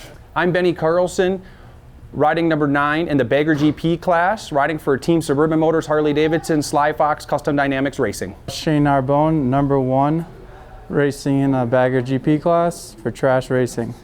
Hello, Ben Bostrom from Las Vegas, Nevada, racing the Fueling 155 Bagger GP class. Well, they're out on their sighting lap right now, crew, and you can see the catchers, if you will, are standing in their spots. We see these guys, and we talked about how tall the seats are on these machines, and these riders make their way back to the grid pick. Once they get back there, we'll have this thing ready to go. And Shane Narbonne, he was number 86 last year, but he tied in the championship with Corey West, but he was able to win the last round. That was the tiebreaker. And man, these two have history for decades racing together, from back in the pure super sport, super bike, super on, and now they find themselves reunited in the V-twin industry back on Harley Davidson baggers. Definitely the biggest displacement race bikes ever. Some of these with the 131s are up in the 2,000 cc range. That's incredible. And let's talk about that number 1 bike there. A little different configuration of the motor. Yeah, he decided to go a completely different route and strap a turbo on the side of the machines. And when we did this, we were positive that the entire Harley community loved to be interpretive. They like to have their own opinion right on display. We're like, sure, if you think that's the best way to go, let's do it. It's bit them once, and it's given them the big victory once. So now here we are to see how it's going to shape up. These guys are down there getting checked. The grid is clear. Guys, we could be going green in just a second. Our buddy Joe Hupp's down there giving it the once last check over on Benny Carlson's bike. We got a hand up. It looks like Corey West has his hand up. He's looking at the bike. The flaggers are checking. We have the grid marshals down there. Corey, he's on the Indian Challenger, Brock, so they're going to do a quick look to see exactly what maybe they could do to get this bike fired up. Yep, you got the 2-minute board still up right now. And then Corey West, we featured him earlier. Yes, he showed us his Indian, what it takes to build that. Obviously, the 155 of Ben Bostrom is on the Harley configuration. And the number 1 bike, we talked about the turbo. So that's a 111-inch cubic inch limit on the turbo. Oh, no. Tough break. Corey West, who's had an amazing afternoon. The bike's pushed off the side. Ah, that's heartbreaking. Those guys have worked so hard. He had a horrible day yesterday. Had his truck totaled. Green flag. Ben Bostrom pulls the whole shot. Insane Shane Narbonne in the number 2 spot. Back in the number 3 spot is Hawk Mazzata. Here comes Benny Carlson. Shoulder to shoulder and bar to bar. On the number 9 Sly Fox bike, but we're going to see the different situation right here, where obviously we're talking normally aspirated Harley Davidson motor, cubic inch 131 limit, not quite there on the bike Bostrom's riding, but the number 1, that turbocharged engine, and boy, it looks like it makes some pretty serious power when it gets wound. That gets the spooled up on that turbo. You've worked next to the Trask crew out in Sturgis. Those guys put on 50, 60 turbos at a rally. People are loving them. This thing has about 205 horsepower right now, the number 1. Ben Bostrom, well, that's road racing royalty up front, so I think he might have a little something for him. And it looks like Benny Carlson is starting to come under attack just a bit as well. See what happens. Narbonne is actually riding the number 1 bike, but you can see how close they are right now as they head out of the corner right now, setting up. Ben Bostrom, he told me, I actually asked him how hard that bike is to ride, and look at there, the turbo horsepower for takes over the lead there. But Ben said the bike was easier to ride than it looks like it would be. Here's the thing with the turbos. Boy, do they get hot once they get going. And if they keep that thing together, it's awful hard to beat it. But the number 1 plate is back out front. Ben Bostrom in the number 2 spot. Hawk Mazzata on the Nowoski Performance bike in 3rd. And back in 4th, here comes Benny Carlson and Michael Gilbert, number 99 on the Mullet Alloy Art Road Glide. These guys were all within a 1/10 of a second, and we're looking in the car to the top 5 are all within the same corner. Then we have a little gap back to 6 through 12. And what a tough break for Corey West on the Saddleman Lloyd's Garage Indian, as it looked like it was something mechanical right on the starting line. They pushed him off, and now we find, I can see Nick Trask right now going mad. He's gotten the Sturgis Hall of Fame last year from New Zealand. He said all his friends told him, you're not going to get this done. He's like, not only am I going to get it done, let me show you how I'm going to put it out front, and that's exactly what he's done. Yeah, no question right now. He's getting with it. He's starting to gap Ben Bostrom a little bit. Looks like Ben ran a tiny bit wide on that corner, but he's got good exit speed holding it on. See what happens, and Hawk Mazzato is keeping Ben honest there. He's right there. Look at the bag. You can see the bag shaking around a little bit on this side. Most of those are all carbon fiber, and yes, they are empty. They do not have a gallon of milk. But they will hold beer. Trust me, they will hold a six-pack. There's no question about it. They're completely functional in that aspect. Well, people say, oh, they're not really. No, the frame are stock. The motors all have VIN numbers. The transmissions. I mean, yeah.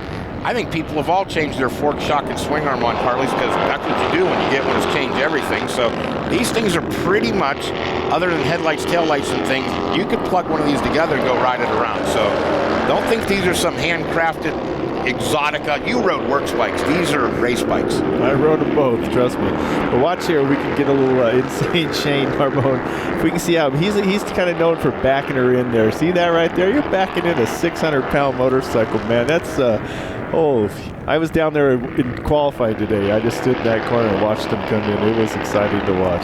Yeah, I'll tell you what, I was down there as well watching him going into those corners, and the way he just backs that bike in there is just absolutely insane. And again, the La Perra turn number 1 there, we were talking about backing it in there. The inside, it's got a pretty darn good bump. And I mentioned that a couple of times today, but boy, I can't imagine hitting that bump on one of these beasts. You know, one way to keep that comfortable when you're in La Perra turn 1 is have a La Perra seat on your bike. It'll absorb all the comfort. But Narbonne, Bostrom, Mazzotta, and Gilbert and Benny Carlson are battling back and forth over a spot out there. And it looks like Hawk Mazzato wants something to do. Ben went way wide in that corner right there. He missed his marks, as we say. But he definitely went a little deeper than he wanted to. He's trying to push real hard to keep Shane in contact, and he went wide. And so now he's got to deal with the Hawk Mazzato right in his contend with him. Yeah, and Hawk certainly no one to trifle with. Michael Wells is out there. Arnie Wells is out there, Tony Tucker, Steve Chamberlain back out, Rusty Gerard, Chris Rivas, Mike Vittel, Craig Braymiller. So they're not exactly where they want to be, but man, it's going to be something to look at, because I think Ben Bostrom is starting to come under it and Mazzotta has not made the pass. Now, these two work together. They were talking about doing all the training, getting the younger people involved. They work together on this. So this controversy and battle will go on for months as they're hanging around and, just kind of bench racing. That's where all the good stuff comes from. You know, one thing I really noticed in this bagger, these top 3 riders right here have a lot of track time, and they're very skilled and veterans, and you can see they have very similar lines, unless someone goes a little bit wide. The other classes we saw, people were mixing up lines left and right, but these top guys kind of know the A line, and they're keeping their bikes pretty much stuck on it. And I talked to Shane Narbonne's crew yesterday and kind of asked him about it. The turbo. It's obviously you guys can make some big old horsepower, but they did say they kind of backed it down for this race. They got to make sure to finish first, you must first finish, and that's their motto here. So it still looks like it's more than competitive horsepower, but they also understand they got to get to the checker without having mechanical. So these top 3 have put in a great ride. It goes all the way back to 12th spot. Michael Gilbert and Benny Carlson. I want to get an eyeball on them.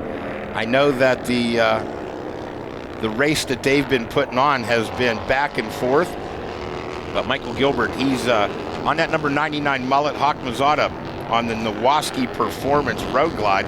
Ben Bostrom on the Fueling Road Glide. And Insane Shane Narbonne. That may be one of the better nicknames, wouldn't you say, Kyle? Oh, I mean, on that machine he's riding, I would say so. You'd have to be Insane Shane to have a 200 horsepower road glide that you're just shredding the course on. I think so. Nice big crowd of people turned out today to watch all the action, and Insane Shane Narbonne puts 205 horsepower of Trask turbo and backs it in the corner. Here comes Bostrom. Now these machines have 8 laps to battle. We add a couple to them, and I think their level of rider ability kind of gives them that experience to get these things delivered through all 8 laps of competition. Again, this is the Custom Dynamics Bagger GP. We're at the Drag Specialties Battle of the Baggers, presented by Custom Dynamics. We're lining the Shineworks studio here. Insane Shane has shown what that bike's capable of. He was down at Daytona earlier this year, and coming off the big banks, he had some high mile per hour. He'll be back down there again in October to try to get that win. He knows that he tried to tune it up a little bit, he said, for the last race, and he needed to keep it within there. And Shane doing a good job. He had a battery failure on him, of all things. That's a tough break, isn't it? It is. I mean, like you said, too, the level of skill down on that track is just absolutely incredible. You know, it's definitely something I feel honored to be a part of, just to say, you know, be able to be a part of this. And you think about the experience level these guys all have. And I mean, like in Ben Bostrom's situation, too. And then it looks to me like right there, we had a little missed shift by Shane Narbonne, or he had struggled to get it in gear. It looked like, because that would appeared to me he was messing around with his left foot there. And this is where the heat starts to come in, and metal starts to fatigue, and things start to change. And we've heard from everybody, you really have to take care of these, but you got to bring it home. You have to manage the bikes. There's no question. It reminds me of back when I first started racing. Yeah, you could destroy an air-cooled 125 at 105 or 10-degree 40-minute moto. You had to manage the bike at the end. And right here, this one, you talked about this race being a little longer than the other ones. This is your premier Bagger GP class. Ben Bostrom, I think he's well aware that turbos make. He's well aware if he can keep pushing Shane a little hard to make him run that bike a little harder than they maybe want, that there's a chance something could happen. So we'll see. We'll see if the Shane Narbonne's team backed it off enough to make it be fast enough to win, but not too much. And then Ben Bostrom's wanting to push him all the way to the finish line to make him take it a little bit too far. So we'll see what happens. Well, when we talk about what happens, let's look at some of the other riders that are out there. Carlson is in 5th. Steve Chamberlain, this guy has been Iron Man, legendary all day. What are you going to put him at? 6'3", 6'4"? Oh, big boy. Got to be 265, 280, somewhere in that thing. He gets on that bike and he manhandles that machine around the track. And have a rider that's obviously having a little bit of mechanical as he slows up, and the top 2 easily make their way around. They had some nice camera work there, showing Ben Bostrom and Shane Narbonne going through the chicane in the back there, and Ben is just so smooth. Obviously, he's again rode at the highest level of the world superbike level, so you don't get there with not knowing what you're doing. Having Ben on the podium would be amazing. Having him on the top step, I think, would be pretty spectacular. But Ben's not going to, like he said before, he goes, I'm having fun. I'm having a good time, But the racer comes out and even having a good time, doesn't it? Yes, it does. Couple 2 to go. We've got, so at that point right now, still holding a comfortable lead. I think Ben's hoping, for his part, he's hoping something to happen, but nothing catastrophic. Just maybe a little bit of engine issues, but he's definitely battling for right now. He's Shane Narbonne keeping him honest. Narbonne, Bostrom, Mazzata, Gilbert, and Benny Carlson are your top 5. Last time we checked, and it is still Steve Chamberlain in spot number 6.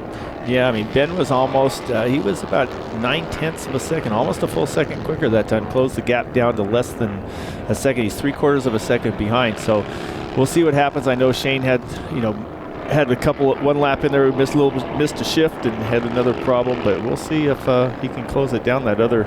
He can get another almost 9/10. He'd be bleeding when he came by the finish line, so we'll see what happens.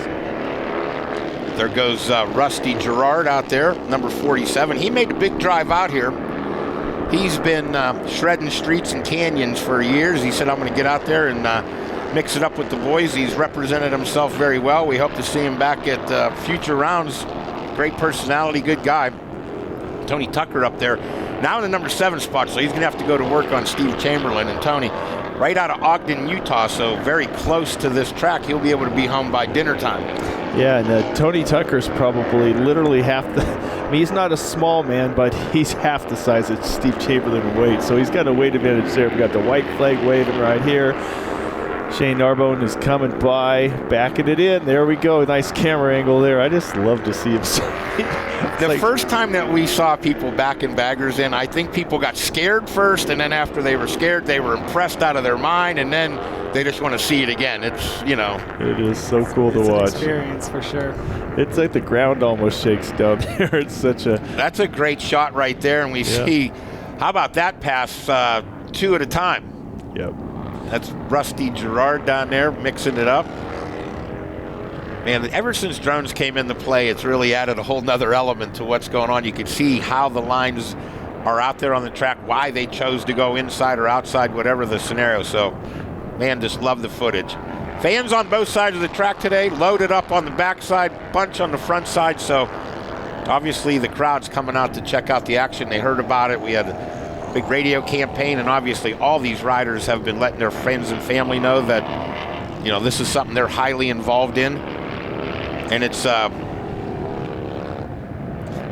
Narbonne right now is pulling out just a nice, comfortable lead. He's going to have a nice, clean last lap. This is kind of last lap. If you're leading a race, this is what you want. I mean, you're just not really making any mistakes, not having to over-push it. And he's got himself a little bit of distance, actually. It looks to me putting a little bit quicker lap than the 155 of Ben Bostrom. So he looks, hopefully, he's no issues for him on the way in and take that number 1 bike. There's a reason why it has number 1 on it, right, Rob? Yeah, he won the championship last year, and again, he's another one of those guys, certainly a bigger, stronger rider. One of those checker flag, and it is Insane Shane Narbonne with the win.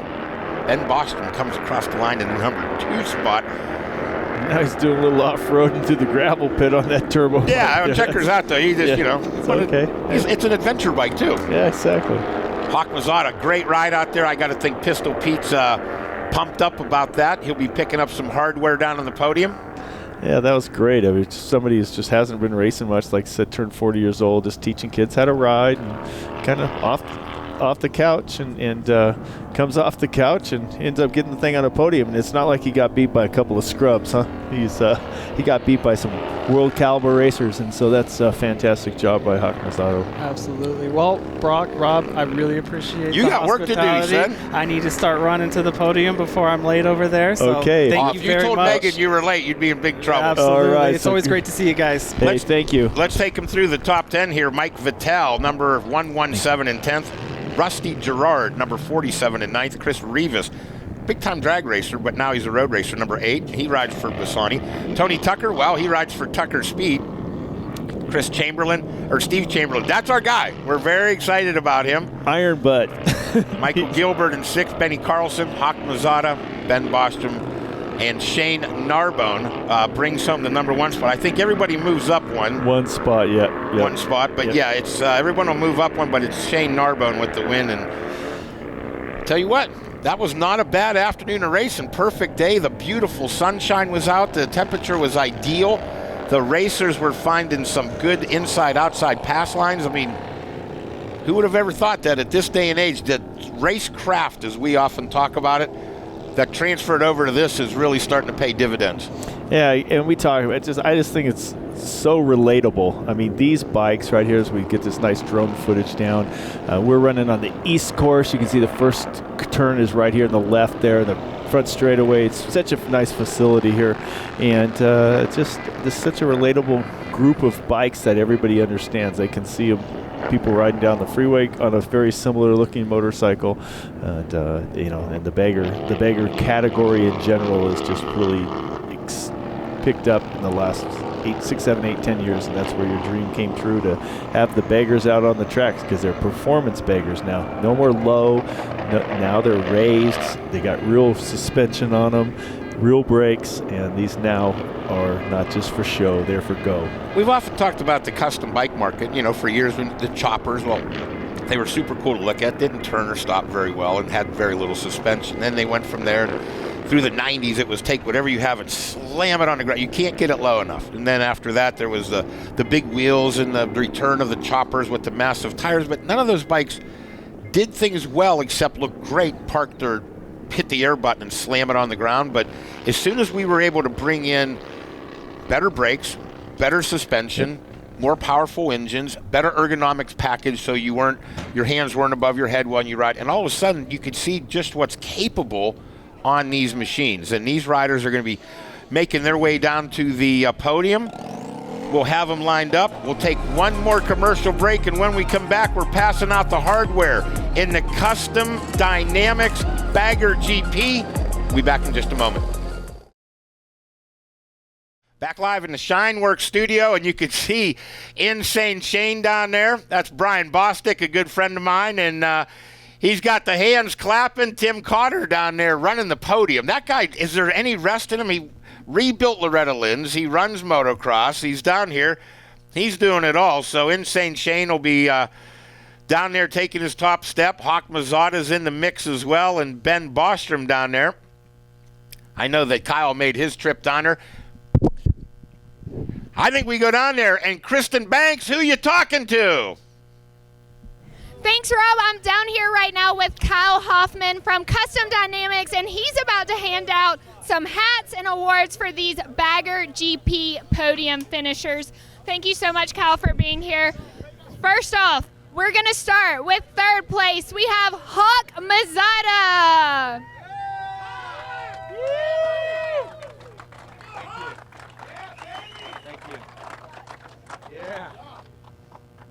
Hawk, this is not your first BRL race, but this is your first BRL podium. It takes a lot of work to put into these bikes for you guys to feel comfortable. What changes has your team made in order for you to get up on the podium here this year? These guys, it's like what changes they haven't made. Nowaski Extreme Performance, thank you so much, Peter Nowaski and Matt. These guys are bike builders, custom bike builders out of Wisconsin, and they build incredible street bikes. So this is so new for them. It's so new for me. So we're all working as a team, and it's such an effort. So they deserve this. I'm so happy for them. So thank you, you guys. My wife, Nina, she's a part of the crew. She's due in like a couple months. She's just toughing it out. Dunlop, thanks you guys for the support this weekend. Hawk Mazzata Moto Camp. Anyone wants to learn how to ride a motorcycle, hit me up. Just One Helmets, Lucky, you guys, just BRL. Everybody, thank you very much. This is a great event, and I hope we can do more. Well, thank you so much, and congratulations on that third place finish. Now we're moving on to second place. We have Ben Bostrom.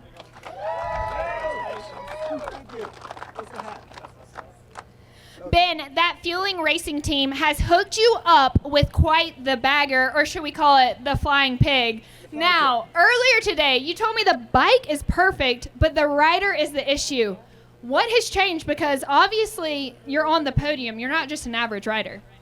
We're one better than we were last time, so we keep moving up, and we're with a couple of good buddies here. I was more disappointed to see the Indian break down the start line because I was like, man, I know there's going to be a battle. And even though I'm be watching it, right? Like, so I'm sure Shane and Hawk felt the same way. I want to ride bikes, Hawk. You said, I want to go. But, the Fueling guys have been just progressing on that bike. And I know I only ride a couple times a year, but, like, the bike is better than the rider. Even out there, I know it's hard to believe the Harley would miss a shift, but when the thing would roll around the corner in fourth, it'd still hold its line. I thought this bike is good. Rider needs to step it up a little bit. But really, congratulations to Shane and the boys there at Trash. They whipped us, and it was a good eye-opening thing. I think guys ride good. I thought I was going to have a good battle with Hawk, and something went askew except for me trying to get in your way. Sorry about that. So, but mainly big thanks to everyone and Rob Bidas for putting this thing on, for coming out, because this is about as much fun as you could have on any kind of bike. So it's really appreciated. And I don't know why you guys put up with us hooligans riding and beating on your equipment, but it's appreciated. So thank you. Well, congratulations.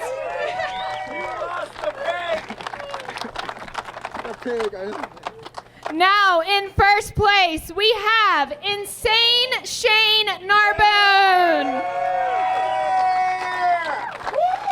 Shane is our reigning Bagger GP champion. Shane, you honestly haven't had much time out on the track because you had a lot of transmission issues this weekend. Now, I'm being told that's because you ride the bike way too hard. That's probably why they call you Insane Shane.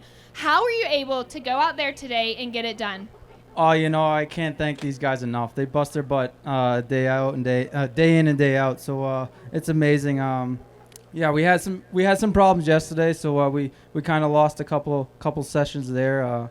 But anyways, they busted their butt fixing it and getting it right. You know, we got some other new parts, new suspension for this weekend, and it was the first time on it. So you know, we were starting from scratch again. But all in all, we as a team we came together and got it really working well. I can't thank the whole Pirelli guys enough for. They helped us out all weekend, and I mean they help us out every year. So with them guys really behind us, it makes it even better. Well, congratulations, and we can't wait to see all y'all at the next BRL event, hoping to change up the podium maybe. We'll see. Congrats, y'all. Thank you very much, Kristen Banks. Well, Brock, we put another one in the first one of the 2022 season in the books. The BRL has handed out the win belts. We've handed out the trophies. And these guys are getting ready to spray the champagne. I tell you, I think the race crowd, the fans, both sides of the track had a great afternoon here. And I really appreciate you coming here to be part of us. The folks from Racer Productions that came out that helped keep the organization, all the crew that helps with the BRL, Terry Reimer, Todd Gickling, obviously Lauren Bauer, both Kristen Banks and Lori that are down there keeping the podium active, Alex Mock and his entire crew. I think we got the best flagman in the game, I'd have to say. And for all the teams that have come out here, especially for all the folks that help with the BRL and all the support, we thank you very much. We promise to do our best every time, and we promise to try to get as good as we can. We want to thank everybody, Jimmy Perry, Tim Cotter, everybody that came out there and made this just a little bit more special. Brock, thank you very much. I hope everybody has a safe trip home. We can't wait to see you back on the next BRL event. We'll be in Milwaukee, Wisconsin in the early part of September. Follow us on Instagram, Facebook. Make sure you follow our YouTube channel as well. And we thank you very much. From the Utah Motorsports Campus, I'm Rob Bitus, telling everybody have an outstanding summer coming up before you. Take care, everybody.